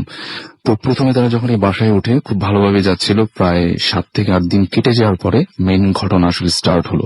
এবং এই ঘটনা হচ্ছে এরকম যে একদিন হঠাৎ করে রাত 2টার দিকে আমার আঙ্কেল এবং ওনার ওয়াইফের হঠাৎ করে রাতে ঘুম ভেঙে যায়, এবং ঘুম ভেঙে যাওয়ার পরে কিছু অদ্ভুত সাউন্ড তাদের কানে আসে, এবং সেটা হচ্ছে এরকম যে বারান্দার করিডোরের যে গ্রিল দেওয়া ছিল সেই গ্রিলটাতে যদি কেউ লাঠি দিয়ে একবার এপাশ থেকে ওপাশ এবং ওপাশ থেকে এপাশ যদি করে, তাহলে যেরকম একটা সাউন্ড হবে ঠিক সেরকম একটা সাউন্ড। শুধু এটাই ছিল না, আর যেটা শোনা যেত যে মাঝে মাঝে যেটা হতো যে ওনাদের বাসার যে মানে চারিদিকে যে উইন্ডো গুলা ছিল সেই উইন্ডো গুলাতে দেখা যেত যে অনেক সময় কেউ অনেক জোরে জোরে নখ দিয়ে আঁচড় কাটে, আচ্ছা। এরকম কিছু জিনিস। কিন্তু ওনারা ফার্স্টের দিকে এই বিষয়টাকে অতটা মানে সিরিয়াসলি নেয়নি। ওনারা মনে করতো যে হয়তো বা কোনো বিড়াল টেরাল বা এরকম কিছু একটা এগুলোর কারণে হয়, এবং কখনো তারা নিজেরা গিয়ে দেখেনি যে আসলে ঘটনাটা কি। তো আরো যেটা তারা মানে সাউন্ড পেত সেটা হচ্ছে যে অনেক সময় কর্মর এরকম একটা সাউন্ড, কট কট কট এরকম একটা সাউন্ড, যেটা হচ্ছে যে মানে কোনো হাড় চিবিয়ে ফেলে যেরকম শব্দ হয় ঠিক সেরকম শব্দ তারা মাঝে মাঝে পেত। আচ্ছা। তো তারপর যেটা হলো, এভাবে আরো বেশ কয়েকদিন কেটে যায় এবং তারা এটা নিয়ে মাঝে মাঝে শুনতো, আবার কখনো ঘুমিয়ে থাকে শুনতোও না, তো এই কারণে অতটা সিরিয়াস ছিল না। কিন্তু একদিন হঠাৎ করে একদিন সকালবেলা তাদের একটু বেশ অবাকই হয় তার একটা ঘটনা, এবং সেটা হচ্ছে ওনাদের যে বারান্দার করিডোরের কথা আমি একটু বললাম, যে এর আগে করিডোর কথাটা যেটা বললাম, সেই করিডোরে সকালবেলা উঠে তারা যেটা দেখে যে করিডোরের একটা সাইডে কিছু হাড় রাখা, এবং করিডোরের যে ফ্লোরটা ছিল সেখানে মনে হচ্ছে যে কিছু ব্লাড মানে শুকিয়ে গেছে এরকম কিছু একটা, এবং এই ব্লাডের আশেপাশে কিছু কিছু মানে পায়ের ছাপের মতো, এবং এটা অনেকটা দেখে আপনার মনে হবে যে কোন একটা ছোট বাচ্চা যদি রক্তের উপর দিয়ে হেঁটে যায় ঠিক যেরকম স্টেপ সেরকম। কিন্তু এই স্টেপ গুলোকে যদি ভালো মতো দেখা যায় তখন মনে হবে যে না, এটা কোনো মানুষের পায়ের ছাপ না, আবার এটাকে বিড়ালের পায়ের ছাপও বলা যায় না। তো এরকম একটা বিষয়, এবং পুরো করিডোরটা প্রচন্ড বাজে গন্ধ এবং মনে হচ্ছে যে মাংস পচা গন্ধ। তো এরকম একটা জিনিস তারা সকালবেলা হঠাৎ করে ফেস করে, এবং এটাকে তারা যথারীতি ভালো মতো ফ্রেশ করে। তারপরে যেটা দেখা যায় যে প্রায় 2 দিনও ওই স্মেলটা ছিল সেখানে, পচা যে মানে মাংসের গন্ধ পাওয়া যেত সেই জিনিসটা প্রায় আরো 2 দিন ধরে সেখানে ছিল। কিন্তু এটাকেও তারা আমার আঙ্কেল যেটা করেন যে নর্মাল হিসেবে নেয়, মনে করে যে হয়তো কোনো বিড়ালের কাজ এটা বা এরকম কিছু একটা কাজ হবে, কিন্তু এটাকে প্যারানর্মাল কোনো কিছুর সাথে সে মানে ভাবেনি তখনও। তো এরপর আরো কয়েকদিন যাওয়ার পরে ঈদের ছুটি আসলো। তো ঈদের ছুটিতে আমার আঙ্কেল এবং তার ওয়াইফ এবং তার ফুল ফ্যামিলি তার দেশের বাড়ি চলে গেল। এখানে আমি আরেকটা কথা বলবো যে আমার আঙ্কেল যে বাসাটায় ফার্স্টে উঠেছিলেন সেই বাসার 4th ফ্লোরে তিনি ছিলেন, এবং 3rd ফ্লোর এবং 2nd ফ্লোরটা তখনও খালি ছিল, মানে ওই সময়টাতে তখনও খালি ছিল। এবং যেটা গ্রাউন্ড ফ্লোর সেই গ্রাউন্ড ফ্লোরে ছিল একটা গ্যারেজ, এবং গ্যারেজের পাশে ছিল একটা মুদির দোকানে যে গুদামঘর সেটা। তো দেখা যেত যে ওই গ্যারেজে একজন কেয়ারটেকার থাকতো দারোয়ান, আর ওই গুদাম ঘরে আরো 2-3 জন লোক থাকতো। আচ্ছা। হ্যাঁ, 2nd ফ্লোর এবং 3rd ফ্লোর কিন্তু একদম খালি। ওকে, তো ওনারা যখন ঈদের ছুটিতে মানে দেশের বাড়ি চলে গেল, তো পুরা বাড়িটাই কিন্তু তখন একটা ভূতের বাড়িতে পরিণত হলো, কেন শুধুমাত্র গ্রাউন্ড ফ্লোরই কয়েকজন মানুষ আর সম্পূর্ণ ফ্লোর খালি। তো যাই হোক, যেহেতু একজন কেয়ারটেকার সে বাসায় ছিল, তো এই কেয়ারটেকার যেটা করতেন যে প্রত্যেকদিন রাতে সবকিছু চেক করে গেট টেট ভালো মতো লক করে ঘুমাতে যেতেন।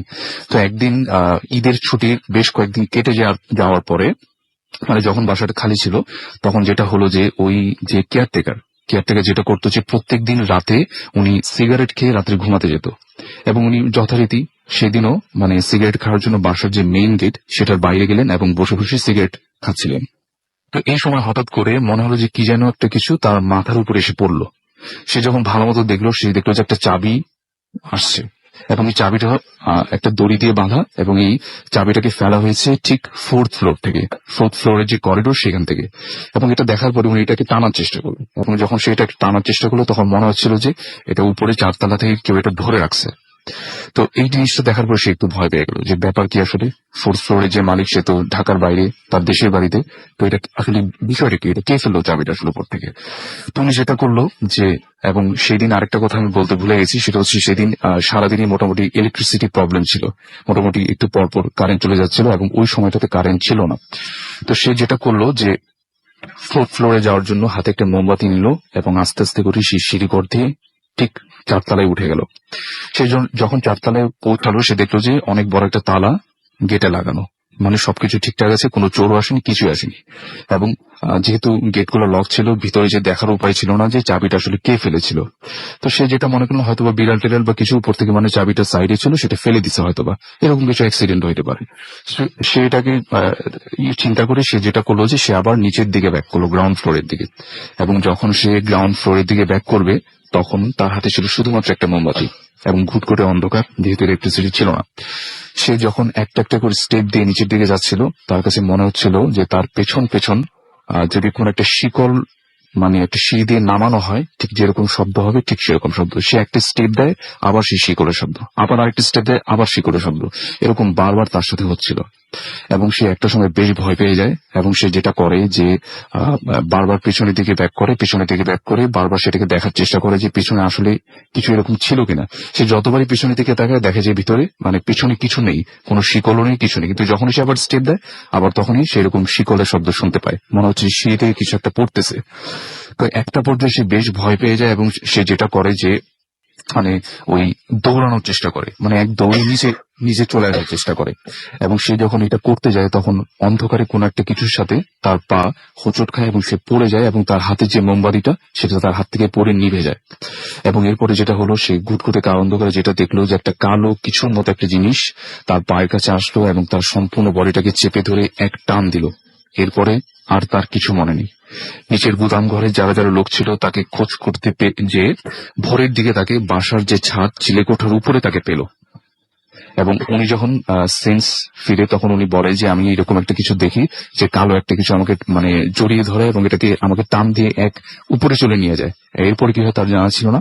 এবং ওনাকে যখন পাওয়া যায়, ওনার শরীরে বিভিন্ন জায়গায় ক্ষত স্থান ছিল, মনে হচ্ছিল যে সিঁড়ি দিয়ে কাউকে যদি ফেলে দেওয়া হয় ঠিক যেরকম হবে সেরকম অবস্থা।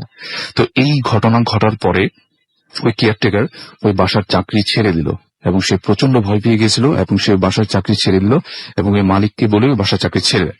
তারপর যখন আমার আঙ্কেল মানে ঢাকায় ফেরত আসেন, তখন দেখেন যে বাসার দারোয়ান নেই। তারপর নতুন দারোয়ান রাখা হয় এবং উনি যেটা বলে যে মানে এই দারোয়ানের কথাটা তার একদমই বিশ্বাসযোগ্য মনে হয়নি।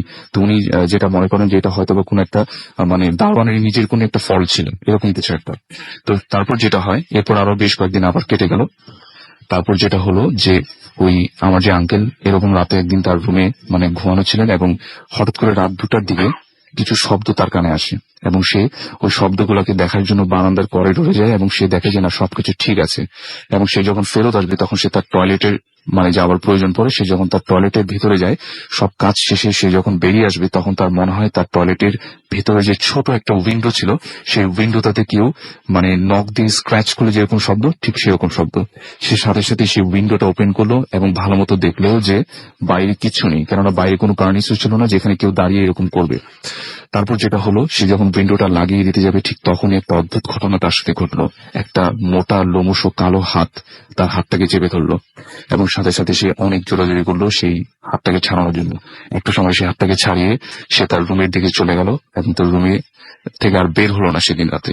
এরপর দিন সকালবেলা উনি তার ওনার ওয়াইফকে জাস্ট এই ঘটনাটা শেয়ার করেন এবং উনি ওনার ফুল ফ্যামিলিকে ওনার দেশের বাড়িতে আবার ট্রান্সফার করে দেন। এবং উনি যেটা করেন যে এই বাসাটাকে মিলাপ করান, পিউরিফাই করার চেষ্টা করেন এবং একটা সময় এই ফ্ল্যাটটাকে অন্য একজনের কাছে খুব অল্প দামে সেল করে দেন। তো মোটামুটি এই ছিল আমার ঘটনা। Thank you. অনেক ধন্যবাদ। আমি আশা করছি যে আপনার ফারহানের এই ঘটনাটা আপনাদের সবার ভালো লেগেছে। বেশ কিছু SMS রয়েছে। পিউল রহমান বাগেরহাট থেকে লিখেছেন যে রাসেল ভাই, অরিজিনাল পেজ বুঝবো কি করে? হ্যাঁ, অনেকগুলো পেজ অলরেডি আছে ভূত FM নামে, বাট এইটাতে আপনি একদম সরাসরি গিয়ে টাইপ করুন www.facebook.com/bhutfm.russell BHOOTFM.RUSSELL এবং আপনারা বুঝতেই পারবেন যে এটা অরিজিনাল পেজ, কারণ মোটামুটি আজকের যে ঘটনাগুলো সেই ঘটনাগুলো জাস্ট প্রোগ্রাম শুরু হওয়ার আগে আমরা সেখানে দিয়ে দিয়েছি। আমাদেরকে আরো অনেকেই এখানে SMS করছেন। পলক নীলফামারী থেকে লিখেছে যে ভাইয়া, সেম ঘটনা তো আমার বাড়িতেও ঘটছে এভরিডে। কোন ঘটনার কথা বলছেন? আমরা তো অনেকগুলো ঘটনা বলছি, সেটা যদি বলতেন তাহলে ভালো হতো। যদি ঘটনা ঘটেই থাকে, তাহলে অবশ্যই আমাদেরকে ইমেল করুন। আমাদের ইমেল অ্যাড্রেস তো আপনার জানাই আছে, তারপরে আবার একবার মনে করে দিচ্ছি, bhotfm@radiofurti.fm, which is bhotfm@radiofurti.fm। Antara Mirpur থেকে লিখেছেন যে প্যারানর্মাল এইসব ব্যাপার যারা এক্সপিরিয়েন্স করতে চায় তারা জানে না আসলে এত মানে এটা কত ভয়ঙ্কর হতে পারে। কেউ যেন এর স্বাদ না নিতে যায় মজা করে।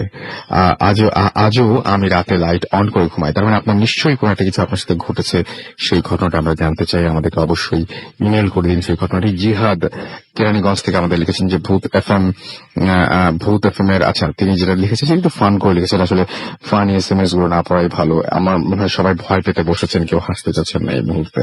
সুস্মিতা বড়ুয়া আমাদের SMS করেছেন বিএম স্কুল চট্টগ্রাম থেকে, এবং আমাদেরকে পার্থ চিটাগাং থেকে লিখেছেন যে 14 তারিখ থেকে টেস্ট এক্সাম শুরু দোয়া করতে বলেছেন। তা নিয়ে আমাদের SMS করেছেন শোভন স্বামীবাগ থেকে। এছাড়াও আতিফ আমাদের SMS করেছেন, আতিফ ফারনান আমাদের SMS করেছেন। আমাদেরকে দেখতে পাচ্ছি FM পিয়াস মোহাম্মদপুর থেকে, এবং আমাদেরকে SMS করেছেন জুবাইর ময়মনসিংহ থেকে। আকাশ এবং স্বর্ণা আমাদের SMS করেছেন, হাজবেন্ড ওয়াইফ একসাথে শুনছেন আমাদের শো। আমাদেরকে যারা SMS করেছেন দেখতে পাচ্ছি আরো অনেকেই। আপনি যদি SMS করতে চান তাহলে চলে যান মোবাইলের মেসেজ অপশনে, টাইপ করুন ফুর্তি FORTI ফুর্তি, স্পেস দিয়ে লিখুন আপনার নাম, স্পেস দিয়ে আপনার মেসেজ পাঠিয়ে দিন 9840 নাম্বারে। এই অদ্ভুত ব্যাপার যে আপনি পৃথিবীর যে প্রান্তেই থাকুন না কেন শুনতে পাবেন ভূত FM সরাসরি ওই ফুর্তি অ্যাপ। সুতরাং অবশ্যই ডাউনলোড করে ফেলুন ফুর্তি অ্যাপটি এবং শুনতে থাকুন রেডিও ফুর্তি। আর আমি দেখতে পাচ্ছি যে আমাদেরকে লিখেছেন ফেসবুকে ফ্যান পেজ www.facebook.com/radio.furti যে ভূত FM is good, better, best, always. আমি আচ্ছা আমাদেরকে এছাড়াও SM মুইদ আহমেদ লিখেছেন তার শরীর কাঁপছে। আচ্ছা এটা কি গল্প শুনে নাকি আপনার শরীর খারাপ, সেটা অবশ্যই লেখেননি আপনি। আমাদেরকে এছাড়াও আরো অনেকে এখানে লিখছেন, এবং অসাম লিখেছেন রকিং রুবেল, ভালো লাগছে, ভয় লাপাচ্ছি লিখেছেন রায়হানুর রহমান। এছাড়াও আমাদের এখানে লিখেছেন লতিফ যে রাসেল ভাই খুব ভয় লাগছে। আমাদেরকে এছাড়াও এখানে MD মমিনুর রহমান সামি লিখেছেন যে পিকটা খুব ভয়ঙ্কর। আমাদেরকে এছাড়াও আরো অনেকেই লিখছেন, এবং আপনি যদি জয়েন করতে চান তাহলে চলে যান www.facebook.com/radio.furti। আর অনেকে এখানে ঘটনাও পাঠাচ্ছেন ফেসবুকে। আমার মনে হয় সরাসরি আপনি ইমেল করলে ভালো হয়। আমাদের ইমেল অ্যাড্রেসটা আপনার জানাই রয়েছে bhotfm@radiofurti.fm। চলে যাবো বাবু ভাইয়ের কাছে, এবং বাবু ভাইয়ের যে ঘটনাগুলো রয়েছে সেটা আমরা অলরেডি আমার পেজে আমি পোস্ট করেছি। তারপরে বলি যে বাবু ভাইয়ের আমি না এই নামটা শুনে আমার খুব শুনতে ইচ্ছা করছে ঘটনাটা। সেটা হচ্ছে অভিশপ্ত আসবাব। এই ঘটনাটাকে আসলেই অনেক ভয়ঙ্কর। মানে বেশ ইন্টারেস্টিং লেগেছে ঘটনাটা। হ্যাঁ আমি শুনতে চাই।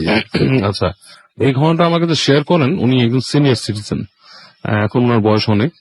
উনি ওনার একটা ডিসপেন্সারি আছেন, মানে আপনার ফার্মেসি, মানে বসেন। তো শুরু করি। হ্যাঁ জি। তো এটা হচ্ছে অনেক আগের 50-এর দশকের কাহিনী আর কি। তখন ঢাকা শহর মানে আপনার বেশ ফাঁকা, মানে কিছু কিছু অঞ্চলে আপনার দেখা যেত যে বিকাল বেলাতেই মানুষ থাকে না, এরকম অবস্থা। তো যাক উনি ওই তখন ঢাকা বিশ্ববিদ্যালয়ের ওই সাইড দিয়ে যে জায়গাটা, ওখান দিয়ে উনি আসছেন এক সময়। তো একটা প্রান্তে ঢুকে যখন পুরান ঢাকার দিকে ঢোকেন, দেখলেন যে পুরানো বড় বাড়ি, আপনার প্রায় 2 তলা বা 3 তলা এরকম বড়। তো সেখান থেকে মানুষ চলে যাচ্ছে আর কি, শিফট হয়ে যাচ্ছে। তো তারা যেটা করেছে, তারা কিছু জিনিস বাইরে রেখেছে বিক্রি করার জন্য, লাইক নিলামে সেল করার মতো আর কি। তো উনি খুব আগ্রহী হন দেখে, কারণ উনি তখন ঢাকায় সদ্য খুব নতুন মুভ করে এসছেন, ওনার সামর্থ্য খুব বেশি না। বাট উনি দেখেন যে এখান থেকে যদি কিছু কেনা যায়, অবশ্য বিয়ে করেছেন, ওনার ওয়াইফকে নিয়ে আসবেন ঢাকার বাইরে থেকে। তো উনি দেখে যে ওখানে কিছু কেনার মতো আছে কিনা। তো এটা উনি একটা চেয়ার পায়। চেয়ার তো হচ্ছে আপনার যেটা নাকি আপনার রেস্ট চেয়ার আর কি, আর্ম চেয়ার যেটাকে বলে। তো একটা বেশ পুরোনো আর্ম চেয়ার, আপনার কালো কাঠের, এবং তার সাথে আর কিছু তৈজসপত্র রাখা পাশে একটা এসে। তো সেখানে সে ঘেটে দেখে ওখানে কিছু কাপড়ও আছে, আপনার শাড়ি, খুব দামি শাড়ি, মানে আপনার মুসলিম টাইপের আর কি। দেখে তো উনি খুব আগ্রহ মানে করেন যে এরকম শাড়ি তো ওনার দেওয়া সম্ভব না ওনার ওয়াইফকে কিনে, যদি এটা পেয়ে যায়। তো উনি জিজ্ঞেস করেন আর কি ওখানে। তো ওনাকে মানে বলে যে আপনি কত দিতে চান, মানে দাম জিজ্ঞেস করে কত। তো এটার মানে দামাদামিতে আর কি ওনাকে খুব একটা আগ্রহ দেখে না। তো উনি ওই সময়কার 4 টাকা বা 3 টাকা দিয়ে সব নিয়ে নেন ওখান থেকে। কিছু জিনিসপত্র ছিল ওখানে, শাড়ি এবং কিছু অর্নামেন্টের বক্স টাইপের, যেটা তখনকার আমলে নাকি খুবই আপনার রেয়ার জিনিস, মানে মানুষ পেত না। উনি নিজে এটা মানে বুঝতে পারছে না জিনিসটা কি। তো যাক, উনি এরকম জিনিস কিনে নেন, কিনে নিয়ে উনি এই চেয়ারটাকে একটা রিক্সায় উঠায় উনি আস্তে ধীরে ওনার বাসা তখন পুরান ঢাকার কাছেই, ওখানে উনি চলে আসেন। মানে আপনার ওনার বাসাটা ছিল যেটা বলছে পলাশী যে এলাকাটা, ওখানে কাছে কোথাও। তো উনি চলে আসেন, এসে ওনার তখন 2 রুমের বাসা, সেখানে উনি উঠে উনি জিনিসপত্র রাখেন, ওগুলো রেখে উনি এই বাসায় মোটামুটি থাকা শুরু করেন। জিনিসটা দেখে উনি নাকি বারবার ফিরে ফিরে ওই চেয়ারের দিকে দেখে, বারবার দিনে যে খুব সুন্দর লাগতেছে, ওনার নিজেরও বসে দেখতে ইচ্ছা হয়, দোল খায় 2-1 বার, তো এরকম কাহিনী। তো উনি ঘুমের মধ্যে রাতের বেলা তার মনে হয় যে এরকম উনি চেয়ার রাখছে, চেয়ার ওখানে চেয়ার নড়াচড়া করে। ওরে বাবা। মানে উনি শব্দ পায় যে কেউ বসে দোল খেয়ে যেরকম হয়, কাইন্ড লাইক দ্যাট। তো ওনার কাছে জিনিসটা মানে বেশ অস্বাভাবিক লাগে। বদ্ধ দরজা, বাসা বাড়িতে কেউ নাই, কে আসবে কে আসবে পাশের রুমে যাবার, ওই চেয়ারের মধ্যে কেউ দোলা দিবে। তো উনি উঠে যায়, এবং যেহেতু উনি আসছিল গ্রাম থেকে, ওনার অন্ধকার দেখে অভ্যস্ত, এবং ঢাকা শহর উনি বলছে যে ওই সময়টা আর কি, যে সময়টা ওনারা থাকতো, ওই এই ইউনিভার্সিটি এলাকা ছিল একদমই মানে আপনার রাতের বেলা কিছু ভয়াবহ একটা ব্যাপার। ভয়াবহ অবস্থা, মানে নিশুতি, মানে বলছে যা তখন আসলে নিশুতি হয়ে যেত, থাকতো চারিদিকে, একদম নিস্তব্ধ চুপচাপ। হয়ে যেত, এমন কোন সময় জিজি পোকার ডাকস মারা যেত, এরকম অবস্থা। তো উনি সাহস করে উঠে যায়, যে ঘটনা কি, পাশের রুমে যায়, যে দেখে চেয়ারের মধ্যেই আছে, চেয়ারের কোনো দোল নেই, শব্দ নেই। তো উনি আবার চলে আসে, এসে শোয়, এবং উনি শোয়ার পর আবার একটু পরে ওই যে ক্যাচর ক্যাচর ওই শব্দ পেতে থাকে, এবং উনি জিনিসটার সাথে একসময় ইউজ টু হয়ে যায় শুয়ে থাকতে থাকতে, ওই ঘড়ির পেন্ডুলামের মতো আর কি, এবং উনি ঘুমায় পড়েন। তো পরদিন যখন নাকি আবার সেম প্রবলেম ওনার সাথে শুরু হয়, তখন উনি খুব বিরক্ত হয়ে যায় যে এই জিনিসটা আসলে মানে বন্ধ করতে হবে। তো উনি কি করে, চেয়ারটাকে নিয়ে আসে, রুমে এনে রাখে, বলে এবার দেখবো যে চেয়ার মানে দোল খায় কি, শব্দ হয় কি। সামনাসামনি থাকলে সামনাসামনি। দেখবেন উনি এটা। হ্যাঁ, তো অনেকক্ষণ উনি শুয়ে থাকে রাতের বেলা। তো এই আপনার ঘুমের মধ্যে মানে অনেকক্ষণ শুতে থাকার সময় ঘুমায় যায় উনি। আচ্ছা। যখন ঘুমায় যায়, ঘুমের মধ্যে উনি শব্দ পায়, ক্যাচ মানে শব্দ, ওনার ঘুম ভাঙে, মানে শব্দটা এত লাউডলি হয়েছে, ওনার ঘুম ভাঙে। তো ঘুম থেকে উঠে উনি যখন তাকাইছে, তখন দেখে যে চেয়ারটা জাস্ট লাইক উঠে গেলে যেভাবে একবার নাড়াচাড়া দেয়, জাস্ট ওইভাবে নাড়াচাড়া দিতে হয়তো ঝাঁকি খেয়ে ওঠে যেরকম ভাবে। হ্যাঁ, এই সময় ওনার মানে গায়ের লোম সব দাঁড়ায় গেছে ওনার, যে আসলে এই ঘটনা কি, এরকম হলো কেন। তো উনি কি করে, উনি পরদিন ওনার ফ্রেন্ডকে ডেকে নিয়ে আসে, যে তুই আমার বাসায় আড্ডা মার, এরকম বলে না, চেয়ারের কাহিনী কিছু বলে না। ভয়াবহ কিন্তু ব্যাপারটা। হ্যাঁ। তো ফ্রেন্ডকে নিয়ে আসে, ফ্রেন্ড আসে আড্ডা মারে, ওনারা অনেক রাত পর্যন্ত নাকি জেগে থাকে, তখনকার সময় 10টা-11টায় অনেক রাত, বসে ওনারা চা খায়, তাস খেলে ওনারা বন্ধুরা 2 বন্ধু একসাথে ঘুমায়। তো ওই দিন রাতে কিছুই হয় না, কোনো চেয়ারের নাড়াচাড়াও নাই, কোনো শব্দও নাই, এবং উনি তখন ভাবে যে এটা মনে হয় আমার মাথারই ভুল, আমি নিজে একলা থাকি, আমি ভুল শুনি শব্দটা। তো যাক, এন্ড ভেরি রিসেন্ট টাইমে উনি এই মানে ওনার ওয়াইফকে নিয়ে আসেন গ্রামের বাড়ি থেকে, এনে উনি যে রাইসটা দেন ওনার ওয়াইফকে হচ্ছে সেট শাড়ি, এবং ওই যে বাক্স থাকে, বাক্সের মধ্যে অর্নামেন্ট বক্স আর আরো জিনিসপত্র। তো এটা দেখে ওয়াইফ তো খুব খুশি হয়ে যায়, যে এত সুন্দর জিনিস তুমি কিনছো, এটা অনেক দামি জিনিস, কোত্থেকে পাইছি। তো বলছে কিনছি তোমার জন্য, যেখান থেকে কিনছি, এবং এটা তোমার জন্য আমি আনছি রাখছি। তো ওয়াইফ খুব খুশি। তো ওনার ওয়াইফ প্রথম দিনই সন্ধ্যার সময় ওনাকে ওই শাড়িটা পরে উনি আসেন, ওনার সামনে আসেন। তো ওনার যেটা হয়, প্রথম দেখাতেই একটা ঝাটকা লাগে, মানে ওনার কাছে খটকা লাগে ওয়াইফকে দেখে। ওনার মনে হয় যে ওনার ওয়াইফ কিন্তু মানে ওই সময়কার মফস্বল, মানে বুঝতে পারছেন, এখনকার মফস্বল কিন্তু অনেক ডেভেলপড, ওই সময় কিন্তু মফস্বলটা অনেক ডেভেলপ ছিল না। তো একটা মানে একটু মানে আপনার পল্লী ভাব ওনার ওয়াইফের মধ্যে ছিল, শহুরে ছোঁয়া ছিল না। তো ওনার দেখে মনে হচ্ছে যে ওনার ওয়াইফটাই আসলেই কোনো শহুরের কোনো মেয়ে, যে নাকি মানে আপনার এই ইউজ টু, মানে শহুরে সাজগোজ ইউজ টু। আচ্ছা। তো উনি বেশ খটকা লাগে। তো উনি বলে যে কি ব্যাপার, তুমি কি দিয়ে সাজলে, আমি তো তেমন কিছু তোমার দিই নাই সাজার জন্য। তো মহিলা বলে যে তুমি দেখো, আসো, তুমি তো জানো না, এই দেখো বাক্সটা খুলে, যেখানে যে অর্নামেন্ট বাক্স ছিল, সেখানে দেখে অনেক বিদেশি আপনার কিছু কসমেটিক্স ওখানে আছে, ইউজ করা, মানে ইউজড বাট মানে আছে, মানে ইনট্যাক আছে। তো উনি বেশ অবাক হয়ে উনি বলে যে তারপরে এটা তোমার ইউজ করা ঠিক হয় নাই, বিকজ অফ এটা কতদিন আছে এখানে কে জানে, অনেকদিনে পড়ে থাকা আরেকজনের ইউজ করা জিনিস, এগুলো তো বহু কিছু শুনে না। তো উনি যেটা কি এরপর থেকে যে ওনার ওয়াইফের আরেকবার পরিণত হয় যে রকিং চেয়ারে রক করা, হ্যাঁ রকিং চেয়ারে রক করা।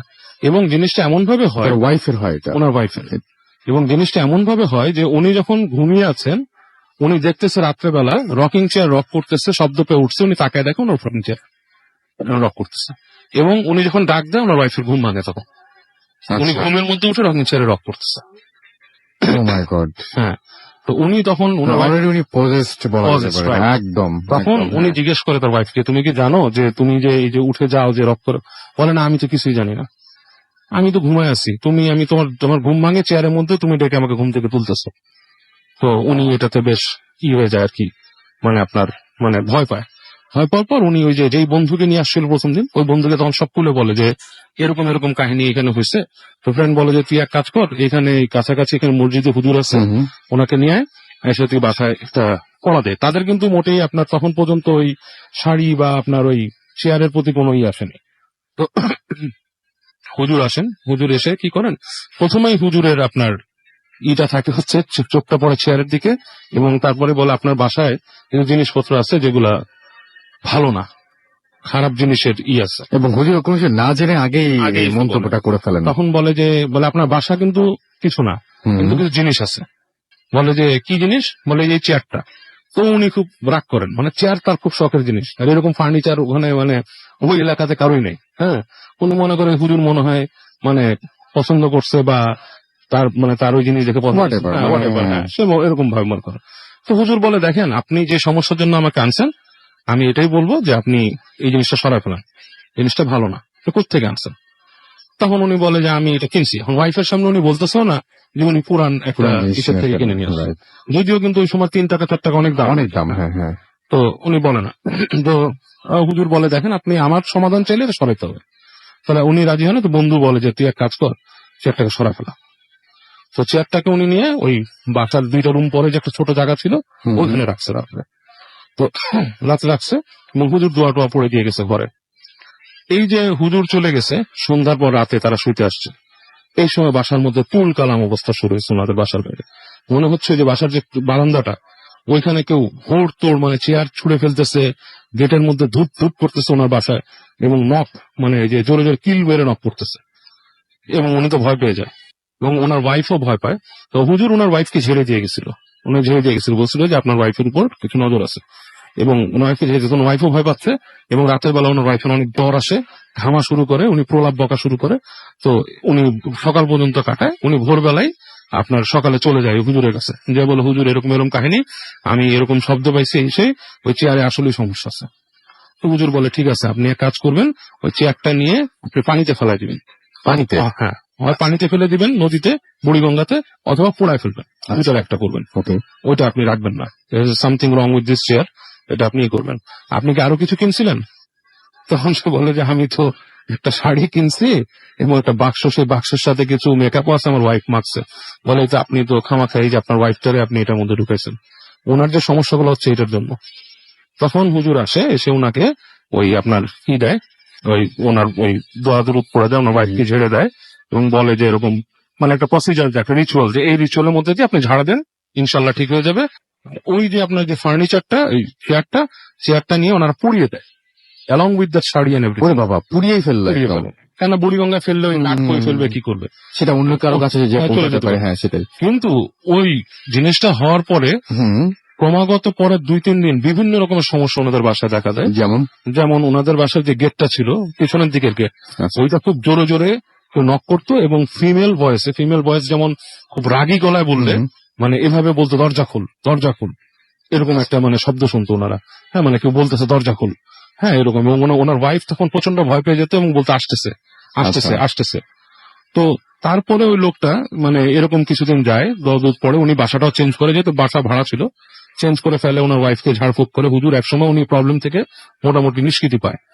তো উনি তখন একদিন ওই বাসাটায় যায় ঘুরে, যেখান থেকে চেয়ার কিনছে, সেখানে যে তিনি ঘুরে খুঁজে পায় সেখানকার আপনার যে বাড়ির কেয়ারটেকার থাকে, তাকে যে জিজ্ঞেস করে যে আমি তোমাদের এখানে নিলাম হয়েছিল, এখান থেকে কিছু জিনিস কিনছিলাম, এবং সত্যি কথা বলো, তুমি বুকে হাত দিয়ে বলবা, কোনোরকমই করবা না, এটার কাহিনী কি এগুলার। বলে কাহিনী হচ্ছে, এটা হচ্ছে আমাদের ছোট মানে মালকিন, যে আমার মানে আমাদের যে সাহেব ছিল, সাহেবের ছোট ওয়াইফ যিনি ছিলেন, তার জিনিসগুলা ছিল এগুলা। আচ্ছা। তো ওনার সাথে ওনার বড় বউয়ের সমস্যা হয়, মানে বিবাদ হতো সবসময়। তো এক সময় বড় বউ তাকে মানে কোন একটা বিষ বা কিছু খাওয়ায় মেরে ফেলে, কিন্তু যেটা প্রমাণ হয় না বা সামথিং হয় না আর কি। এবং এরপর থেকে মানে ওই জমিদার সাহেব মানে ওই যে ওই বাড়ির যে মালিক, তিনি অনেক কিছু দেখতো ওই বাসা, এবং উনি এক পর্যায়ে বিরক্ত হয়ে উনি ইন্ডিয়া চলে গেছে। আচ্ছা। হ্যাঁ, ওনারা ইন্ডিয়া এগুলো বিক্রি করে দিয়ে চলে গেছে, এই বাড়িও হয়তো বিক্রি করে দিবে কোনো সময়। তো এটা শুনে উনি বুঝে ব্যাপারটা কোন একটা বাজে জিনিস, তো উনি আস্তে ধীরে মানে ওই জানলো আর কি ব্যাপারটা সত্যটা। এটাই হচ্ছে কাহিনী।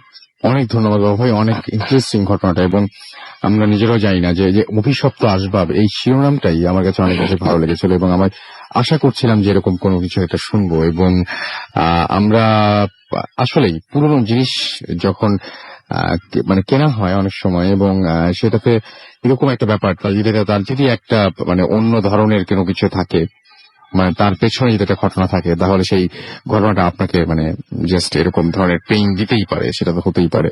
আমি দেখতে পাচ্ছি অনেক SMS রয়েছে আমাদেরকে। নসিফ ফার্মগেট থেকে লিখছেন ফোর্থ স্টোরি ইজ সুপার। আমাদেরকে দেখতে পাচ্ছি জনি লিখেছেন যে 14 তারিখে টেস্ট এক্সাম, দোয়া করবেন। রায়হান আমাদের হরিয়ান রাজশাহী থেকে SMS করেছেন এবং ভূত এফএমের সবাইকে ঈদ মোবারক জানিয়েছেন। আমাদেরকে পাপড়ি ভূতের গলি থেকে লিখেছেন যে আমার আয়নার ঘটনাটা মনে আছে, অনেক দিনের পুরনো আয়না। জি, আমি এই মুহূর্তে মনে করছিলাম পাপড়ি একবার আমাদের ভূত এফএমে এসেছিলেন, 2বার এসেছিলেন ইনফ্যাক্ট, এবং তিনি অনেক পুরনো একটা আয়না, এবং সেটা খোলার পর প্রবলেম শুরু হয়, যেটা তিনি এখানে এসে আমাদের সবার সাথে শেয়ার করেছিলেন। হ্যাঁ, আমার মনে আছে সেটা। এবং আসলে আয়নার ব্যাপারটা এরকম। আমাদেরকে এছাড়াও দেখতে পাচ্ছি সামিহা চট্টগ্রাম থেকে লিখেছেন তার খুব ভয় লাগছে।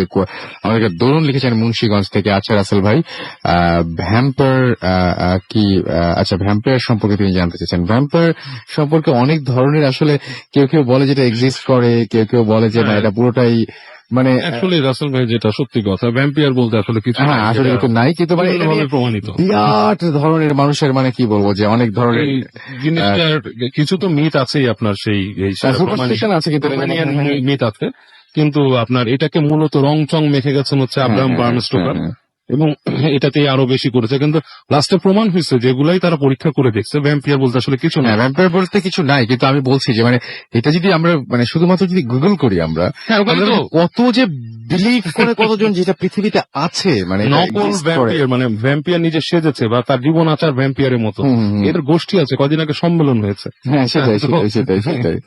তো আমার কাছে মনে হয় যে হ্যাঁ, আপনি এখন এটা আপনার চুজ মানে আপনার কাছে অপশন রয়েছে আর কি। আপনি যদি মনে করেন মানে আপনি কোনটা বিশ্বাস করবেন, it's up to you. But আপনি মানে জানি না যে এটা মানে কতটুকু ভিত্তি আছে যে ভ্যাম্পায়ার আছে কি নাই। তবে হ্যাঁ, এটা নিয়ে মানুষের ভেতরে যে একটা আলাদা মানে ব্যাপার কাজ করে, সেটা সেটা সেটা আছেই আসলে। বিশেষ করে মানে হলিউডের মুভিগুলো আর এটাতে হেল্প করেছে বেশি। আমাদেরকে নাফিজ এবং মিম খুলনা থেকে লিখেছেন বাবু ভাইয়ের ঘটনা তার কাছে অনেক ভালো লেগেছে। তিনি বলছেন যে অলওয়েজ রক্স। আমাদেরকে এছাড়াও হাসান লিখেছেন চরম লাগছে ঘটনাগুলো, রিয়েলি তিনি ভয় পাচ্ছেন। আমাদেরকে এছাড়াও লিখেছেন মোহাইমিন যে আমার মেসেজ পড়েন না কারণ আপনার SMS কিন্তু আমি পড়ে ফেললাম। রেদু ফুতির ফ্যান পেজে অনেকে লিখেছেন। আমার আরেকটা SMS, আরেকটু কমেন্ট আমার পড়তে ইচ্ছে করছে যে ফার্স্ট স্টোরি ওয়াজ অসম, এবং ফুর্তি অ্যাপটা আরো অসম। এই ফার্স্ট দেশের বাইরে থেকে ডিরেক্ট ভূত এফএম শুনছি। কোন দেশ থেকে আপনি শুনছেন সেটা যদি আমাদের একটু বলতেন তাহলে আরো ভালো হতো। এবং আমার মনে হয় যে যাই হোক, আপনারা যারা লিখছেন কোন জায়গা থেকে SMS টা করছেন সেটা অবশ্যই অবশ্যই আমাদেরকে লিখবেন। আর এছাড়াও দেখতে পাচ্ছি যে আমাদের আরো অনেকেই SMS করছেন এবং কমেন্ট করছেন। আমাদেরকে অ্যাঞ্জেল লামিশা লিখেছেন, হাই রাসেল ভাইয়া, আই লাভ ভূত এফএম, কেমন আছেন? আমি সবসময় ভালো থাকি, সবসময় ভালো দলে।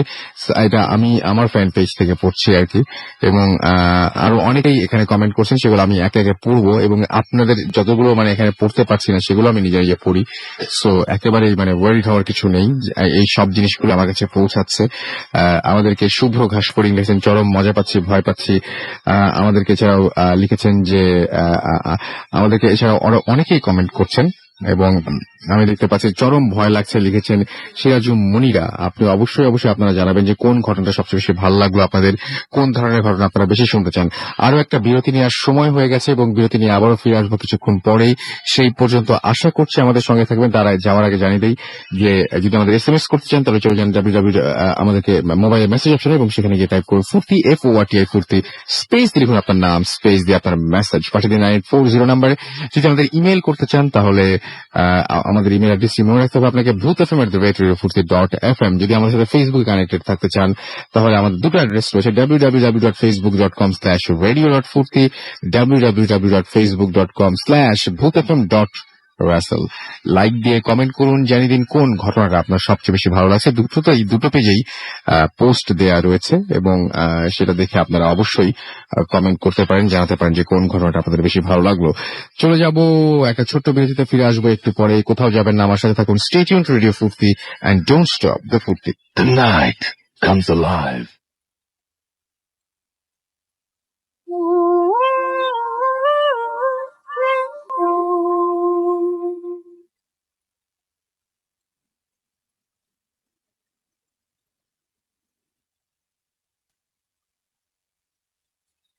হ্যালো রাসেল ভাই, আমি রনি বলছিলাম south Florida West Palm Beach থেকে। আমি আপনাদের সাথে যে ঘটনাটা শেয়ার করতে চাই সেটা হচ্ছে আপনার গত 2 মাস আগে ঘটে যাওয়া আমার সাথে ঘটনাটা, এবং এই একই ধরনের ঘটনা এখানে অনেকে এক্সপিরিয়েন্স করেছে, পরে আমি জানতে পেরেছি।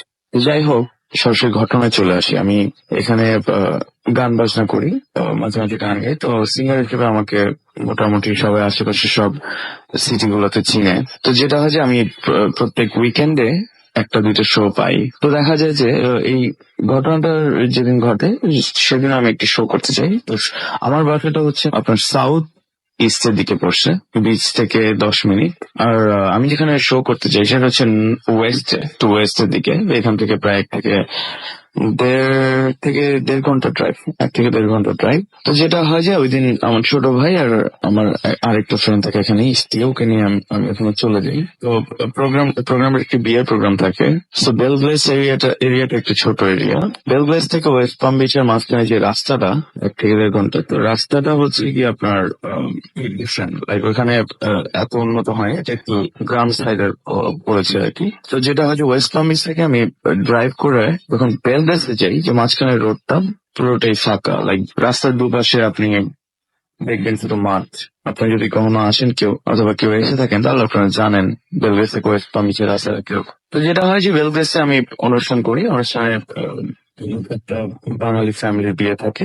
বিয়েটা অনেক মজা হয়, আমি গান করি এবং রাত্রে 1টা পর্যন্ত প্রোগ্রাম চলে। তো প্রোগ্রাম শেষ করে আমরা যখন ব্যাক করি, তো ধরেন ব্যাক করছিলাম ওই দিন, গাড়ি আমি চালাচ্ছিলাম, আমার ছোট ভাই আমার পাশে, আমার ফ্রেন্ডটা পেছনে ঘুমায় পড়ছে, অনেক রাত হয়ে গেছে। তো যখন আসতেছি বেলগ্লেস থেকে বের হওয়ার পরে যখন আমরা ওই রাস্তাটায় উঠি, যে একটা সোজা রাস্তা, প্রায় সরাসরি 1 ঘন্টার রাস্তা বেলগ্লেস থেকে ওয়েস্ট পাম বিচ। তো ওই রাস্তাটা ওঠার পরে 20 মিনিট যখন আমি ড্রাইভ করতে থাকি, তখন হঠাৎ আমার মনে হলো যে আমি কিছু একটা রান ওভার করছি। আমার গাড়িটা শেক করে, মনে হচ্ছে যে পিছনের চাকার নিচে কিছু একটা ধরছে।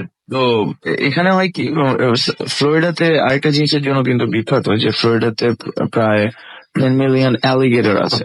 অ্যালিগেটর হচ্ছে এক ধরনের কুমিরই এক ধরনের। সো আপনারা যারা অ্যানিমাল প্ল্যানেটস এবং বিভিন্ন চ্যানেল দেখেন সবাই জানেন অ্যালিগেটর কি। তো ফ্লোরিডা অ্যালিগেটরের জন্য বিখ্যাত। ইনফ্যাক্ট 2 উইক আগে আমার বাসার পেছনে একটা লেকে 2টা অ্যালিগেটর ধরা পড়ছে, অ্যানিমাল কন্ট্রোভার্সি নিয়ে যায়। তো যাই হোক, তো আমি ভাবলাম যে আমি একটা অ্যালিগেটরকে রান ওভার করছি। তো আমার ছোট ভাই বলছে, ভাইয়া তুমি একটু ইউটার্ন করো, চলো দেখি কি রান ওভার করলাম। তো আমরা ইউটার্ন করে গেলাম। ইউটার্ন করে প্রায় 1 মাইল আমি ড্রাইভ করলাম, কিন্তু আমি কিছুই দেখতে পারলাম না। খুব সম্ভবত আমি 1/4 মাইল সামনে চলে আসছি। জিনিসটা রান ওভার করার পরে আমি 1.5 মাইল পর্যন্ত ড্রাইভ করলাম, কিছু দেখলাম না। তা আবার ভাইয়া বললো যে, আমার ছোট ভাই বলতেছে চলো আমরা। তো আমি চিন্তা করলাম কি না কি রান্না করেছি, মনে হয় তোমার একটা কিছু হয়নি। তো আমি আবার ঘুরে আসতে থাকি এবং একটু সামনে যাওয়ার পর আমি আবার জিনিসটাকে রান ওভার করলাম, এবং সাথে সাথে আমি পিছনে দেখলাম কিছুই দেখলাম না। তো যাই হোক, আমার ছোট ভাই বলতেছে যে ভাইয়া চলো, আসলে অনেক রাত হয়েছে, তো সমস্যা হইতে পারে, কিছু একটা হবে, চলো যাই। তো আমি আবার ড্রাইভ করা শুরু করি। তো 10 মিনিট যাওয়ার পরে আমি আমার গাড়ির হাই বিমটা চালিয়ে রাখি, অনেক দূর পর্যন্ত দেখা যেত। প্লেন রেঞ্জ যাওয়ার পর আমরা দেখলাম যে আমাদের গাড়ি থেকে প্রায় 20 to 30 ফিট সামনে কয়েকজন হাইটার রাস্তা পার হচ্ছে। তো জিনিসটা খুবই অবাক লাগলো আমার কাছে যে এই পুরো রাস্তাটার মধ্যে কোনো বাড়ি ঘর নাই, পুরো রাস্তার দুই পাশে শুধু জঙ্গল এবং মাঠ, শুনশান মাঠ। এই এত রাতের বেলা কে এখান দিয়ে হেঁটে যাবে? তো এটা অনেক দূর থেকে তো আমরা খেয়াল করতে পারিনি। একটু সামনে আসার পরে আমার গাড়ি তখন 110 kilometre per hour, 70 miles per আওয়ারে আমি যাচ্ছি। একটু সামনে আসার পরে আমাদের থেকে প্রায় 10 হাত সামনে আমি দেখলাম যে যা দেখলাম রাস্তায়, আমি আর আমার ছোট ভাই দুজনই পুরো ফ্রিজ হয়ে গেলাম। যা দেখলাম যে একটা মহিলা রাস্তা পার হচ্ছে, লাইটের আলোতে বোঝা যাচ্ছে মহিলাটার চুল অনেক বড় এবং সে একটা সাদা কাপড় পরা ছিল। তো সে রাস্তাটা এক পা থেকে আরেক পারে চলে গেল এবং তার হাতগুলো বিশাল বড়, পায়ের পাতা পর্যন্ত। তো সে এরকম রাস্তাটা পার হয়েছে। তো আমি আমার গাড়ির স্পিড বাড়াই দিলাম, যা দেখলাম ওটাতে আমরা দুজনই ভয় পেলাম। তো আমরা আরো গাড়ির স্পিড বাড়াই দিলাম। যখন আরো 2 মিনিট আমরা চালালাম, তো 2 মিনিট পর আমরা দেখলাম যে ঠিক একই মহিলা রাস্তার বাম পাশ থেকে আবার ডান পাশে যাচ্ছে হেঁটে হেঁটে। তো জিনিসটা আমরা দেখার পর আমি তো গাড়ি স্লো করে দিচ্ছি, অলমোস্ট হার্ড ব্রেক করলাম গাড়ি, কারণ আমি ভাবলাম যে যদি মানুষ হয় তাহলে তো আমি এটা রান ওভার করবো। বাট যখন ঠিক মতো খেয়াল করে আমরা দেখলাম যে এই অবস্থা, তখন আমরা বুঝলাম যে এটা মানুষ হওয়া সম্ভব না। একটা মহিলা 10 ফিট লম্বা অ্যাট লিস্ট, এবং তার হাতগুলো পা পর্যন্ত পড়ছে। That's not a human. আমি আর আমার ছোট ভাই দুজনে আমার বন্ধুকে ডাকা বললাম যে তুই ড্রাইভ কর, I can't do it. It's really tough. We saw something, you should drive. And then ও বললো যে ঠিক আছে। তো আমার পিছনে দিয়ে ও ড্রাইভ করলো। ও ড্রাইভ করার পর আমরা প্রায় আরো 20 মিনিট যাওয়ার পর আমরা হাতের বাম পাশে একটা গ্যাস স্টেশন দেখতে পেলাম। তো আমরা ইউটার্ন করে গ্যাস স্টেশনটার মধ্যে গেলাম। আমি চাইলাম যে কিছু পানি নিয়ে নেই, এবং আসলে যে একটা সিচুয়েশনে আমরা পড়ছি এবং যে জিনিসটা আমরা এক্সপেরিয়েন্স করছি ওটা দেখার পরে আমাদের আর শরীরে শক্তি ছিল না যে কি করব। আর ও তো কিছু দেখে নাই, তো ব্যাপারটা ও নর্মালি গাড়ি চালাচ্ছিল। তো আমরা গ্যাস স্টেশনে যাওয়ার পরে আমি আমার ছোট ভাই দুজনই দুটা গেটোরেট নিলাম, হচ্ছে এক ধরনের ড্রিঙ্ক, এনার্জি ড্রিঙ্ক। তো আমরা দুজন খাইলাম এবং আমি আর আমার ছোট ভাই দুজন দিকে তাকাচ্ছি, কেউ কোনো কথা বলতে পারছি না। তো হঠাৎ করে ওই গ্যাস স্টেশনে যে দুজন কাজ করতেছিল তার মধ্যে একজন এসে আমাকে জিজ্ঞেস করলো যে hey, anything happen, anything wrong, you want me to call 911? I said no, nothing wrong. আমরা ছোট ভাই বললো যে না, আসলে আমরা এরকম একটা জিনিস দেখছি, তো আমরা আসলে নিজেদেরকে ঠিক করতে পারতেছি না, আমরা কন্ট্রোল করতে পারতেছি না। তো তখন লোকটা বললো ও আই থিঙ্ক ইউ স অ্যান্ড্রিয়াকে দেখছো। তো আমি খুব কিউরিয়াস জিজ্ঞেস করলাম যে অ্যান্ড্রিয়া এটাকে, হুজ অ্যান্ড্রিয়া? এন্ড দেন ও আমার বললো যে এটা আমরা অনেকেই দেখছে, আমি নিজেই দেখছি 2-3 বার। ঘটনাটা হচ্ছে আজকে থেকে প্রায় 15 বছর আগে একটা এই বেলগাস এরিয়াতে 2টা গ্যাং থাকে, একটা স্প্যানিশ গ্যাং ছিল আর একটা হেইশিয়ান কালোদের গ্যাং ছিল। তো ওই অ্যান্ড্রিয়া হচ্ছে যে হেইশিয়ান গ্যাংটা, তাদেরই একটা গ্যাং লিডারের বোন স্প্যানিশ গ্যাং লিডারের একটা লোকের সাথে রিলেশন শুরু হয় এবং তারা গো আউট করে। তো এই জিনিসটা দেখতে পারেনি। তো এক সময় দুজন ওখান থেকে চলে যেতে চায় এরিয়া থেকে। তখন এই বেলগাস এই রোডের মধ্যে তোমরা যেখানে দেখছো হয়তোবা, সেখানে আসার পরে ওই দুই গ্যাংই ওখানে একসাথে দুজনকে মেরে ফেলে। তো এরপর থেকে মানুষজন যেটা হয়েছে এই জিনিসটা দেখতে থাকে। তো আমি তারপর আমরা ওখান থেকে চলে আসি, এবং আমি আরো কয়েকজন বাঙালি ভাইদের সাথে তারপরে জিনিসটা শেয়ার করি, এবং তার মধ্যে 2-3 জনের বেলগাসে কিছু স্টোর আছে। তো তারা আমার বললো যে দে স সামথিং সেম টু। ওরা দেখছে কিছু একটা, ওরা তো জানে না ঘটনা কি, বাট ওই গ্যাস স্টেশনের লোকটাও বেলগাসে থাকার কারণে, এবং সে অনেক পুরনো বেলগাসে আদিবাসী, 25 ইয়ার্স এখানে থাকে, সো এই জন্য ও ঘটনাটা জানে। তারপর আমরা চলে আসি। তো এই হচ্ছে কি আমার ফ্লোরিডার এক্সপেরিয়েন্স আসার পরে। এছাড়া আমার বাংলাদেশে অনেক এক্সপিরিয়েন্স ছিল এবং আমি আপনাদের সাথে ইনশাল্লাহ শেয়ার করবো ভবিষ্যতে। সো সবাইকে সালাম দিচ্ছি, আল্লাহ হাফেজ। Bhoot FM. The night comes alive with Ramin Force.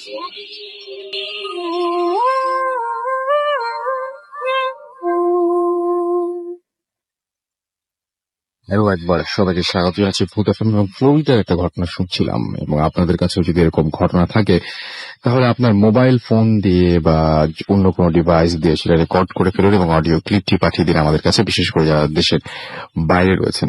আপনাদের চারপাশে এরকম অসংখ্য মানুষ রয়েছেন যারা এই সমস্ত ঘটনা অনেক সুন্দর করে এক্সপ্লেইন করতে পারেন বা অনেক সুন্দর করে, যাদের স্টোরি টেলিংটা অনেক ভালো, এবং আপনি যদি চান যে তাদের ঘটনা আমাদের সাথে শেয়ার করবেন, তাহলে সরাসরি তাদের ঘটনাগুলো রেকর্ড করে পাঠিয়ে দিতে পারেন আমাদের কাছে। জাস্ট আপনার ইন্টারভিউ নেওয়ার দরকার নেই, আপনি জাস্ট তাকে ঘটনাটা বলতে বলুন এবং সেটা রেকর্ড করে পাঠিয়ে দিন আমাদের কাছে। এবং আমি চাচ্ছিলামই খুবই যে সেরকম একটা ঘটনা যদি আপনারা, মানে সেরকম ঘটনাগুলো যদি আপনি আমাদের কাছে পাঠান, তাহলে আমরা আরো দারুণ দারুণ সব ঘটনা আপনাদের উপহার দিতে পারি। যাই হোক, আমরা দেখতে পাচ্ছি যে অনেকে আমাদের SMS করছেন এবং অনেকে SMS করে লিখছেন যে অনেকেই বলছেন যে বাবু ভাইয়ের ঘটনা ভালো লেগেছে, অনেকে লিখেছেন যে সেকেন্ড স্টোরিটা ভালো লেগেছে। আমরা SMS এর প্রসঙ্গে একটু পরে আসি। ফার্মিং একটা ঘটনা ছিল যেটা কিনা অ্যাম্বুলেন্স নিয়ে। আমি ছোট্ট করে হলেও সেই ঘটনাটা একটু শুনতে চাচ্ছিলাম, ফার্নান্ডের স্টোরিটা, এবং সেই সাথে আরো কিছু বিষয় নিয়েও আমরা আলোচনা করতে চাচ্ছিলাম বাবু ভাইয়ের সাথে। আজকে যে জানি না কতটুকু সময় রয়েছে আমাদের হাতে, মানে খুব অল্প সময়ই এখনো বাকি রয়েছে, কিন্তু এর মাঝখানে আমরা শুনতে চাচ্ছিলাম ছোট্ট করে যদি একটু অ্যাম্বুলেন্সের ঘটনাটা ফার্নান্ড একটু আমাদের সবাইকে বলতেন। এবং আমি জানতে চাইবো যে এই ঘটনাটা কোথায় ঘটেছে, কোন এলাকার ঘটনা, এবং একটু শুনতে চাই। ও আচ্ছা, এটা দিনারের ঘটনা। আচ্ছা, দিনারের ঘটনা ছোট্ট করে আমি একটু শুনতে চাই অ্যাম্বুলেন্সের ঘটনাটা। জি রাসেল ভাই, অ্যাম্বুলেন্সে যে ঘটনাটা আমি শেয়ার করছি এটা যার সাথে ঘটেছে তার নাম হচ্ছে কামাল, এবং এটা ওনার বাসা হচ্ছে বেসিক্যালি কুমিল্লাতে। তো উনি থাকতেন হচ্ছে বিবাড়িয়া। তো আমি সরাসরি তার ঘটনায় চলে যাই। তো এটা একদিন রাতে ওনার মোবাইল ফোনে একটি ফোন আসে, এবং ফোনটা আসে হচ্ছে আপনার মাহবুবুর রহমান মেমোরিয়াল হাসপাতাল থেকে। এটা হচ্ছে বিবাড়িয়ার ওইখানে। তো সেখানকার হাসপাতাল থেকে ফোনটা আসে, ওনার কাছে একজন মহিলা ফোন দেয়। তো ফোন দিয়ে বলে যে ওনাদের একজন পেশেন্ট হচ্ছে, তাকে ইমার্জেন্সিতে ঢাকা নিয়ে আসতে হবে, ঢাকা মেডিকেল কলেজ হাসপাতালে। তো এটা শোনার পর উনি আর ওনার ভাই ছিল সাথে, ওনার আপন ছোট ভাই।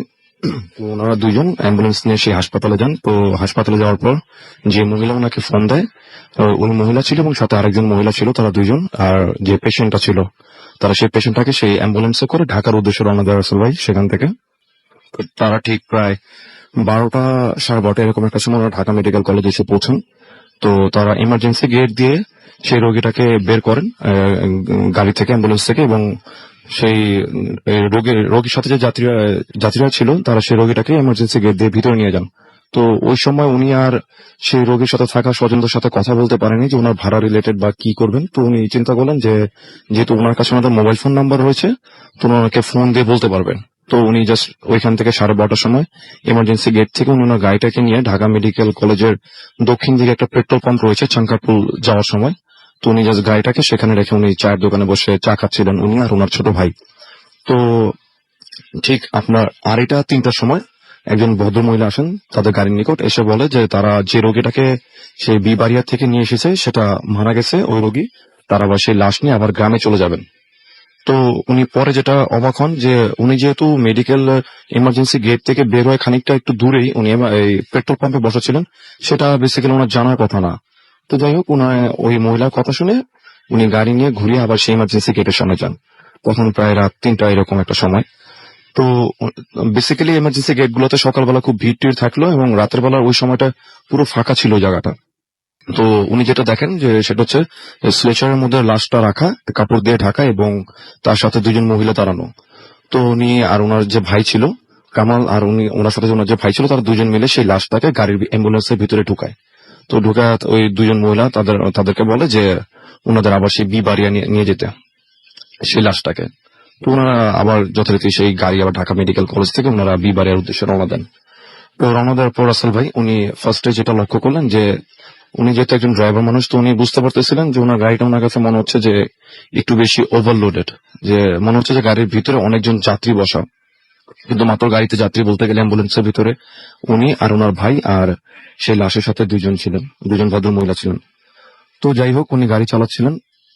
তো গাড়ি চালানোর পর সময় উনি একটা জিনিস নোটিস করেন, সেটা হচ্ছে যে রোগীটাকে তারা বিবাড়িয়া থেকে ঢাকায় নিয়ে এসেছেন, তার সাথে যে দুজন ভদ্র মহিলা রয়েছে, তারা কেউ কিন্তু কারোর সাথে কোনো কনভারসেশন করতেছে না, মানে কোনো কান্নাকাটি, কোনো কথাবার্তা কিছুই না। তো উনি জাস্ট নর্মালি নিয়ে উনি ওনার গাড়ি চালাচ্ছিলেন, অ্যাম্বুলেন্সের গাড়ি। তো গাড়ি চালাতে চালাতে একটা সময় উনি লক্ষ্য করলেন যে উনি আর ওনার ভাই দুজনই যে মানে উৎকট একটা গন্ধ, মানে সেটা আপনার পচা মাটি বা পচা মাংসের গন্ধর মতো একটা মানে কিছু একটা গন্ধ পিছন থেকে আসতেছে, গাড়ির পিছন দিক থেকে। তো তখন শীতকাল ছিল, এটা 2-3 বছর আগের ঘটনা।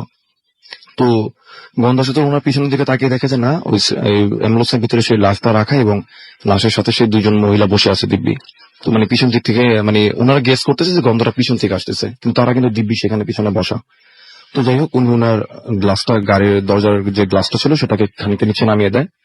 তো গাড়ি চলতেছে, ওই সময় উনি আর ওনার ভাই যে শব্দটা শুনতে পান সেটা হচ্ছে যে খুটো মোটো একটা শব্দ শুনতে পায়। তো যে শব্দটা হচ্ছে এরকম যে কোনো হাড়টার বা কোনো শক্ত জাতীয় কোনো কিছুকে যদি কামড় দেওয়ার পর যে শব্দগুলো হয় ঠিক এরকম একটা শব্দ। তো প্রথমে উনি ওনার ভাইকে জিজ্ঞেস করে যে এটা কিসের শব্দ, গাড়ির থেকে কোনো প্রবলেম হইতেছে কিনা। তখন তার ভাই যেটা বলে যে মানে মনে হয় না গাড়ির কোনো প্রবলেমের শব্দ এটা। তো ওনার স্বাভাবিকভাবেই উনি জাস্ট গাড়ি চালাচ্ছিলেন, বারবার উনি পিছনে তাকে মাঝে মধ্যে দেখতেছিলেন। তো in the mean time Russell ভাই যে ঘটনাটা ঘটে, তার মোবাইল ফোনটা তার ঠিক স্টিয়ারিং এর উপরে রাখা ছিল। তো তার মোবাইল ফোনে একটি ফোন আসে, যে কামাল যিনি ওনার মোবাইল ফোনে। তো মোবাইল ফোনটা উনি রিসিভ করে কানে দেওয়ার পর উনি যেটা শুনেন সেটা শুনে উনি খুবই অবাক হয়ে যান। সেটা হচ্ছে যে নাম্বার থেকে ওনাকে বিবারিয়া থেকে ফোন দেওয়া হয়েছিল, যে ভদ্রমহিলা, সেই ভদ্রমহিলা তাকে ফোন দিয়ে বলতেছে যে তারা যে রোগীটাকে নিয়ে আসছে ঢাকা মেডিকেলে, ওনারা এখানে আরো কিছুদিন থাকতে হবে। তো উনি যাতে এমার্জেন্সি গেটে এসে, মানে যেখান থেকে উনি তাদের রোগীটাকে ভিতরে ঢুকিয়ে দেয় হাসপাতালে, সেখানে এসে তার থেকে টাকাটা নিয়ে চলে যায়, অ্যাম্বুলেন্সের ভাড়াটা নিয়ে চলে যায়। তো রাসেল ভাই এটা শোনার পর উনি খুব স্টাক হয়ে যায় যে উনি যাদের যাত্রী, যে যে তিনজনকে মানে যে দুজনকে পিছনে নিয়ে আসছেন লাশের সাথে, তারাই ফোন দিচ্ছে। কিন্তু তারাই ফোন দিচ্ছে, কিন্তু তারা বলতেছে তারা ঢাকা মেডিকেলের এমার্জেন্সি গেটেই দাঁড়িয়ে আছে তাদের ভাড়া দেওয়ার জন্য। তাহলে উনি মানে খুব অবাক হয়ে যান। উনি কিন্তু মানে আমি বলতেছি আমার নিজেরই লোন দাঁড়িয়ে যাচ্ছে। তো উনি মানে তখন ওনার এর চেয়ে খুব ভয়াবহ অবস্থা, যে উনি পিছনে ফিরে তাকানোর মতো সাহস ছিল না ওনার, উনি কিছু বুঝে উঠতে পারতেছিলেন না। উনি জাস্ট হ্যাঁ না বলে ফোনটা কেটে দেন।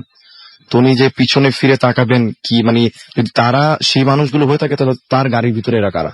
সেটাই।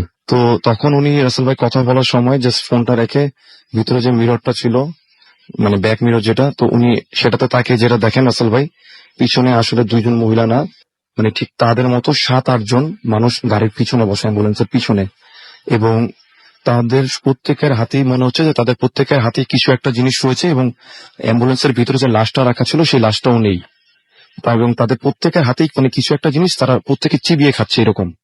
তো রাসেল ভাই এটা দেখার পর উনার আর কোনো কিছু মনে নেই। তো ঠিক তার 2 দিন পর উনার সেন্স ফিরে। তো সেন্স ফেরার পর উনি নিজেকে হাসপাতালে আবিষ্কার করেন। তো উনি পরে সবার মুখে শুনতে পান যে উনার গাড়ি রাস্তা থেকে খাদে পড়ে যায়, এবং উনার সাথে যে উনার যে ভাই ছিল, এবং সে মানে অন দ্য স্পটই মারা যায়। এবং মারা যাওয়ার পর উনার নিজেরও পায়ে কিছু সমস্যা হয়। তারপরে উনি কিছুদিন গাড়ি চালানোর পেশায় ছিলেন, কিন্তু পরবর্তীতে কিন্তু উনি এই পেশাটা থেকে সরে আসেন। আর ওই লাশটার কি হয়েছিল? মানে উনি মানে ওনার গাড়ি অ্যাম্বুলেন্স যেটা রাস্তার পাশে যে খাদে পাওয়া যায়, অ্যাম্বুলেন্সটা খালি ছিল এবং ওনার তার মানে ভিতরে লাশ কোনো ছিল। লাশও ছিল না। এবং রাসেল ভাই এই ঘটনাটি আমাকে ডলার মাহমুদ ভাই বলেছেন, এবং উনি এখন কুমিল্লার দুলালপুর নামক একটি জায়গায় চায়ের দোকানদারি করেন। অনেক ধন্যবাদ আপনাকে দিনের, এবং আমরা একটা ছোট্ট বিরতিতে যাব এবং বিরতির পর আবারও ফিরে আসছি। আমাদের হাতে সময় একেবারেই কম। স্টে টিউনড ফর ফুডতি এন্ড ডোন্ট স্টপ দ্য ফুডতি। Root FM. Night comes alive.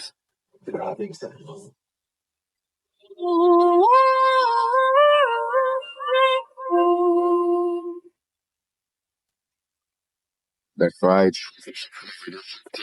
আর ঘড়িতে সময় রাত 1:51। আমি রাস্তায় আছি সাথে, এবং চলছে ভূত এফএম। আমরা ঘটনা চলে যাই। আমরা একটু আগে ফ্লোরিডা একটা ঘটনা শুনছিলাম, একটা অডিও ক্লিপ শুনছিলাম, এবং পৃথিবীর বিভিন্ন জায়গাতেই এরকম ঘটনা কিন্তু অহরহই ঘটছে। আমাদের উত্তর রাস্তাটা নিয়ে অনেক কিছু ঘটনা ঘটে, এবং রাস্তাঘাট নিয়ে এরকম অনেক ধরনের অনেক কথা প্রচলিত আছে। তবে আপনি অনেকদিন ফ্লোরিডা ছিলেন, আপনি এরকম কোনো ঘটনা পেয়েছেন ফ্লোরিডা? হ্যাঁ, ফ্লোরিডায় আমি ছিলাম। ইনফ্যাক্ট আমি ফ্লোরিডা চষে বেরিয়েছি এই মাথা ওই মাথা। আমার অভ্যাসে ছিল ঘোরাফেরা করা, নাইট ক্রলার। তো ওখানে কিছু কিছু রাস্তা আসলেই আপনার খুব ভয়ঙ্কর। আপনি যদি আসলে অ্যালিগেটর অ্যালি রাস্তা দিয়ে চলেন, ওই রাস্তাটা খুব ভয়ঙ্কর। দেন বি লাইন হাইওয়ে নামে একটা রাস্তা আছে, সেটা I-75। এই রাস্তাগুলো বেশ বেশ ভয়ঙ্কর। কেন ভয়ঙ্কর, কেন বলছেন এক্সপ্লেইন করতে? এখন মানুষ ভয় পায়, অনেকে মনে করে কিছু একটা উঠে আসছে, অনেকে যাদের মুখের কথা যে কিছু দেখেছে। আমি বিলাইন হাইওয়ের একটা ঘটনা বলি। এটা হচ্ছে আমার ফ্রেন্ড রয় আর আমি যখন ড্রাইভ অ্যারাউন্ড করতাম, তো আমাকে একদিন বলতেছে যে বিলাইন হাইওয়ের শেষ মাথা যেটা যেটা আপনার বেলগ্রেডের দিকে যাচ্ছে, বলে ওই জায়গাটা কিন্তু মানে it's a cursed road. There always accident. আমি বললাম যে I don't believe in this thing, কিসের কাজ রোড বলে কি আবার? ও বলতেছে না তুই জানিস এখানে অ্যাক্সিডেন্ট হয়। আমি বললাম I will drive and see what happen. ওই দিন গাড়ি চালিয়ে যাচ্ছি, আশ্চর্য পুরো রাস্তা কিন্তু পার হয়েছি। তো রাস্তাটা ছিল টি এর মতো আর কি, মানে সোজা দিয়ে হিট করেছে একটা রাস্তাকে, ওখানে সামনে লাইট আছে আর তারপর হচ্ছে ডিচ আপনার খোল। তো আমি দেখছি যে আপনার এখানে বাম দিকে দেখাচ্ছে হচ্ছে আপনার লেফট অ্যারো গ্রিন, আমি কিছু দেখছি গ্রিন। আমি করলাম কি গ্রিন থেকে আমি যখন কাছে গেলাম তখন সেটা জাস্ট ইয়েলো হয়েছে। আমি লেফট হ্যান্ড নিয়ে ফেললাম। লেফট হ্যান্ডটা নেওয়ার সময় দেখলাম ওই পাশ থেকে একটা গাড়ি সরাসরি আমার পেট বরাবর আসতেছে, and it was about to hit me, আমাকে হিট করে ফেলবে। প্রায় 2 ফিটের মতো দূরত্ব আছে আমার সাথে। আমি তখন মানে আল্লাহর রহমত বা আল্লাহর কাছে স্মরণ করি, আমি মানে প্যাডেলটা মানে গ্যাসটা সর্বশক্তিতে চেপে দিলাম, আর কিছু না দেখে, যে পড়লে আমি ডিসের মধ্যে পড়ে যাবো, তো এখানে হিট করলে মারা যাবো। মারা যাবো সঙ্গে সঙ্গে, হ্যাঁ তা একদম। আমি গ্যাসটা হিট করলাম, গাড়ি ছিটকে বেরিয়ে গেল। ওই গাড়িটাও জাস্ট কয়েক ইঞ্চির জন্য মিস করে গেল আমাকে, এবং সাথে সাথে আমি ব্রেক করে গাড়িটা ঘুরিয়ে ফেললাম ওই জায়গায়। তো আল্লাহর মতো গাড়িটা ডিচে পড়েনি, একদম কোনায় এসে থামলো। আমার একটু মুভির মতো লাগতে পারে, বাট আমি ওই দিন বিশ্বাস করলাম যে দিস ইজ সামথিং। কারণ লাইট আমি দেখছি গ্রিন থেকে এলো, কি ডিলেমা হতে পারে? আমার ডিলেমা ছিল না এটা কোনো, মানে আমার চোখের ভুলও ছিল না। হ্যাঁ, কিন্তু ওই পাশের লোকটাও হয়তো একই রকম কিছুই দেখেছে। আচ্ছা, আরো কিছু ঘটনা যদি মানে আপনি বলেন, আরো কয়েকটা যেমন বলেন। আপনার ওই যে আরেকটা রাস্তা যেটা বলছি এলিগেটর অ্যালির যে রাস্তাটা, সেখানে কি ওখান দিয়ে ওই অনেকেই দেখেছে। আমি ওই যে ওখানকার যারা আপনার নেটিভ পিপল যারা, ওদের কাছে শুনেছি যে ওরা নাকি প্রায় দেখে হাফ এলিগেটর হাফ ম্যান ওখান দিয়ে যায়। ওদের একটা myth। ব্যাপার না? আমি কিন্তু হ্যাঁ, ভূতে ফিল্মের প্রথম দিনে সেই হ্যাঁ, কাজটা হ্যাঁ, করেছিলাম। হ্যাঁ, একদম একদম তো একদম।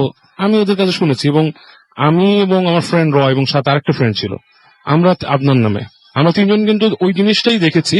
বাট অ্যাকচুয়ালি ওটা হাফ ম্যান কিনা জানি না, ইট ওয়াজ উইয়ার্ড। মানে ওইটা এলিগেটর ঠিক না, আবার মানুষের মতো না, সামথিং সামনের শেপটা ডিফারেন্ট, Right. ক্রল করে যাচ্ছে। মানে অল্প কিছুক্ষণের জন্য লাইট পড়েছিল গায়ে, বাট ওখানকার মানুষগুলো এটা দেখে। এবং এখনো বাঙালিরা অনেকে যদি কোথাও দাওয়াত খেতে যায় দূরে ওইসব এলাকায়, তারা কিন্তু একা একা রাতে গাড়ি নিয়ে ফেরে না। ওকে। আমার ফ্যামিলিও কোথাও গেলে ওখান থেকে রাত্রে এসে ওরা 2-3 জন আরো সাথের মানুষ জুটিয়ে নেয় একসাথে গাড়িতে করে ব্যাক করার জন্য, মানে গাড়ির একটা পসি যাওয়ার জন্য। একা আসলে ইউড বি স্কেয়ার্ড। সেম উইথ কিন্তু আপনার আমি শুনেছি যে আপনার সৌদি আরবেও মক্কা মদিনা যে রাস্তাটা, ওখান দিয়ে যাওয়ার সময় খুব ভয় পায় মানুষ। হাবিব ভাই জানবো উনি সৌদি আরবে ছিল অনেকদিন, খুব ভয়ঙ্কর জায়গাটা। আমরা হাবিব ভাই কাছে শুনি। হাবিব ভাই, আপনি সৌদি আরবে যদি এই ব্যাপারটা, যেহেতু সময় কম, আমরা একটু এই ব্যাপারগুলোই আলোচনা করি। সৌদি আরবে আপনি এরকম রাস্তাঘাট পেয়েছেন? রাস্তাঘাট নিয়ে যেহেতু কথাবার্তা হচ্ছে। এরকম আছে, রাস্তাঘাট বেশ কিছু আছে। বেসিক্যালি সৌদি আরব তো আপনার ভাস্ট এরিয়া, আর ম্যাক্সিমাম হচ্ছে আপনার হাইওয়ে। বড় গাড়ি চলে, ছোট গাড়ি খুব কমই চলে ওখানে, কারণ সবাই হচ্ছে ওয়ার্কার। আর কেউ আসলে এক সিটি থেকে এক সিটিতে যেতে চায় না, কাজের ব্যস্ত থাকে, আর ফ্রি টাইমে তো দেশে চলে আসে। ওখানে হাইওয়ে গুলো হচ্ছে আপনার এরকম যে দুপাশে কিন্তু মরুভূমি, পাহাড় কিন্তু রোডের কাছে কিন্তু পাহাড় নেই। আমাদের দেশে যেমন পাহাড়ের মাঝখান দিয়ে রোড চলে যায়, ওখানে কিন্তু পাহাড় দূরে দূরে। সো ভাস্ট আপনার ওপেন এরিয়া, আপনি কিন্তু যে কোনো কিছু চাঁদের হাতে কিন্তু ক্লিন দেখতে পারবেন কি আসে যাচ্ছে। কিছু অঞ্চল আছে আপনার উটের জন্য লেখা থাকে, যেখানে উটের ক্রসিং আছে। উটের কারণে সবচেয়ে বেশি হচ্ছে ওখানে আপনার অ্যাক্সিডেন্ট হয়। বাট আরেকটা জিনিস হচ্ছে আপনার হুট করে দেখবেন আপনার রাস্তার মাঝে উঠ, আপনি ক্লিয়ারলি কিন্তু দেখতে পাচ্ছেন লাইক হাফ আ কিলো কিন্তু আপনি স্ট্রেট লাইটে দেখতে পাচ্ছেন, কিছু নাই, হুট করে আপনি দেখবেন উঠ চলে আসছে। এগুলা তারা বলে যেটা হচ্ছে জিন টাইপের কিছু, এল্ডারলি কোনো জিন সামনে চলে আসে। মানে ওখানে তো আসার কথা না। না, আপনি কিন্তু দেখতে পাচ্ছেন ক্লিয়ার, আপনার পূর্ণিমা আলোতে আপনি ক্লিয়ার দেখতে পাচ্ছেন আশেপাশে কোথায় কি আছে। আপনার স্ট্রেট আপনার লাইটে, আপনি গাড়ি লাইটে দেখতে পাচ্ছেন। উঠ আসলে কিন্তু আপনার ঝাঁক ধরে আসে, একটা সিঙ্গেল আসে। হঠাৎ করে যেটা হয়, আমাদের এরকম হয়েছিল, আমরা হচ্ছে ওমরা করতে যাচ্ছি আমার বাবার সাথে, বাবা ওখানে চাকরি করতেন। এরকম আপনার আমরা জাস্ট যাচ্ছি, মানে আউট অফ দ্য ব্লু রাস্তার মাঝে একটা উঠ মানে কোত্থেকে চলে আসলো, হার্ড ব্রেক করলো, উটের মাঝখান দিয়ে আমরা চলে গেলাম ভেদ করে। পরবর্তীতে দেখলাম ওখানে কিছুই নেই। ও মাই গড, এই ঘটনা আপনার চোখের সামনে ঘটেছে? চোখের সামনে। তখন আমি কিন্তু বেশ ছোট, আজ থেকে প্রায় 20-22 বছর আগের ঘটনা এটা। এবং আপনি যখন আপনার গাড়ি থামিয়েছিলেন, গাড়ি জাস্ট হার্ড ব্রেক করে দেখলাম কিচ্ছু নাই। আমাদের মানে চোখ খোলা, কিন্তু সবারই চোখ খোলা। মানে 1700 কিলোমিটার ড্রাইভ করে আমাদের সিটি থেকে আমরা ইয়াতে যাব, মক্কাতে যাব আর কি, সেই সময়কার ঘটনা। হ্যাঁ বলেন। ঢাকা চিটাগং হাইওয়েতে কিন্তু এই ঘটনা আমার কাজিনের সাথে হয়েছিল। আচ্ছা। ওর হাজবেন্ড নিয়ে যাচ্ছিল, হঠাৎ দেখে যে রাস্তার মাঝখানে একটা মহিলা, তো ওর হাজবেন্ডকে জাস্ট ডাক দিয়েছে। তো ও মানে শুনতে শুনতে ব্রেক করতে পারেনি, মহিলাটাকে হিট করেছে। গাড়ি ব্রেক করছে ওরা সাথে সাথে, যে দেখে পিছে কেউই নেই। এবং তারা মানে চরম গুজবাম্প তো হয়েছে, ভয়ের চোটে তারা জাস্ট হওয়া আশ্রম দিয়ে ওখান থেকে তারা তাড়াতাড়ি কক্সবাজারের দিকে রাতে যাচ্ছিল কক্সবাজারে। তো এই রাস্তা কিন্তু খুব ভয়ঙ্কর জিনিস, এবং আমি আর আবরার হয়েও দেখেছিলাম একবার ঢাকা উত্তরা রোডে, মনে হলো সামনে কে চলে আসছে, বাইক হার্ড ব্রেক করছে। এবং খুব অদ্ভুত ব্যাপার না যে আপনারা দুজন একসঙ্গে জিনিসটা দেখেন। হ্যাঁ, না ওই সময় আবার আবরার ভাই দেখে নাই, ও, আচ্ছা, আমি আচ্ছা। দেখছি, আমি হার্ড ব্রেক করে বাইক ফ্রিজ করে ফেলছি। আবরার ভাই বলছে কিসের জন্য, আমি বললাম এই সামনে মানুষ দেখলেন না, কোথায় মানুষ, কোনো মানুষ নেই। ও আচ্ছা, তার একটু আপনারা পরে কিন্তু ঝড় আসলো। আপনারা কি সবাই দেখছিলেন ওই জিনিসটা? আচ্ছা, একটু একটু শুনি। হ্যাঁ, মানে মানে আপনার ফ্যামিলি মেম্বার যারা গাড়িতে ছিল। ফ্যামিলি বলতে আব্বার পরিচিত এক কলিগ ছিলেন, উনি ড্রাইভ করছিলেন, আব্বা পাশে, আর পিছনে হচ্ছে 3 জন, আমি, আমার মা এবং আমার বোন। হুম। এই সবাই মিলে আমরা দেখলাম, একদম ক্লিয়ার ওপেনলি সাদা রঙের উট, অ্যাশ কালার বা সাদা কিছু একটা, জাস্ট ক্লিয়ার উট, মানে যখন হিট করবে সেই মুহূর্তে গাড়ির সামনে একটা উট ক্লিয়ার দেখলাম, হিট করে চলে গেলাম, কোনো ধাক্কা টাক্কা কিছু লাগলো না। গাড়িটা যখন ব্রেক করে থামলো, পিছনে তাকাতে কিছু না, একদম ঝকঝকা ক্লিন রাস্তা, কিছুই নেই, চাঁদের আলো কিন্তু পেটে মানে ভরা। অদ্ভুত ব্যাপার এটা এটা। এবং বাবু ভাই, আপনি যেটা দেখছিলেন এটা আপনার একদম মানে সামনাসামনি চোখের সামনে। আমার তো মনে হয়েছিল যে একটা মানুষ লাফ দিয়ে আসছে বাইকের সামনে, হঠাৎ এবং করে। মানে স্পিড ছিল ধরেন 70-80 কিলোমিটার। আমি ব্রেক করে মানে খুব কষ্ট হয়েছে আমার থামতে, এবং দেখি সামনে কিছু নাই। আপনার ভাই বললো কেন থামলেন, আমি বললাম দেখলেন না মানুষ লাফ দিল। বলে, কেউ দেখিনি, আমি কাউকে দেখিনি। এবং আশ্চর্য ব্যাপার দেখলাম যে যেই জায়গাতে আমি মানে মানুষ দেখেছি তার সামনে একটা বিশাল মেন হলের উঁচু জায়গা, মানে আমি যদি ওইটাকে হিট করতাম বাইক জাম্প করতো 2-3 ফিট উপরে। মানে এটা কি এখন আমাকে বাঁচানোর জন্য করলো নাকি I don't know। আচ্ছা, ফারহান দিনার দুজনে আছেন, আপনারা তো দুজনেই পুরান ঢাকার। আপনারা এরকম কোন রাস্তার ঘটনা জানেন যে মানে পুরান ঢাকার ওইদিকে কি এরকম প্রচলিত কোনো রাস্তা আছে যে রাস্তাটা আসলে ভয়ঙ্কর বা কেউ সাধারণত মানুষজন একটু অ্যাভয়েড করে, এরকম কিছু? হ্যাঁ, এটা হচ্ছে মানে ওই আমাদের পুরান ঢাকার যে লোহারপুর নামে একটা জায়গা আছে, তো ওই জায়গাটাতে মানে কিছু মানে পুরনো ডোবানালা আছে, মানে খুব মানে আবর্জনা ফেলে ওই জায়গাটায়। তো ওই জায়গাটাতে অনেকে অনেক কিছু দেখে, যেমন গলাকাটা মানুষ দেখে, আমি শুনছিলাম একবার।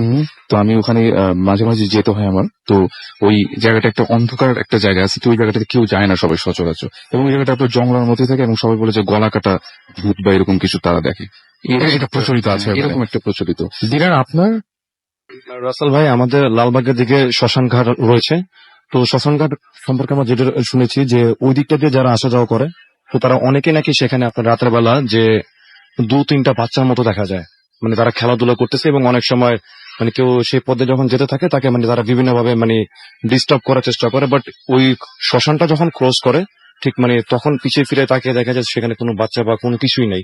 ইভেন রাসেল ভাই, এখনো সেখান দিয়ে অনেকে মাছ বা ভাজা পোড়া কোনো কিছু নিয়ে যায় না আমাদের ওই শ্মশানের পাশ দিয়ে।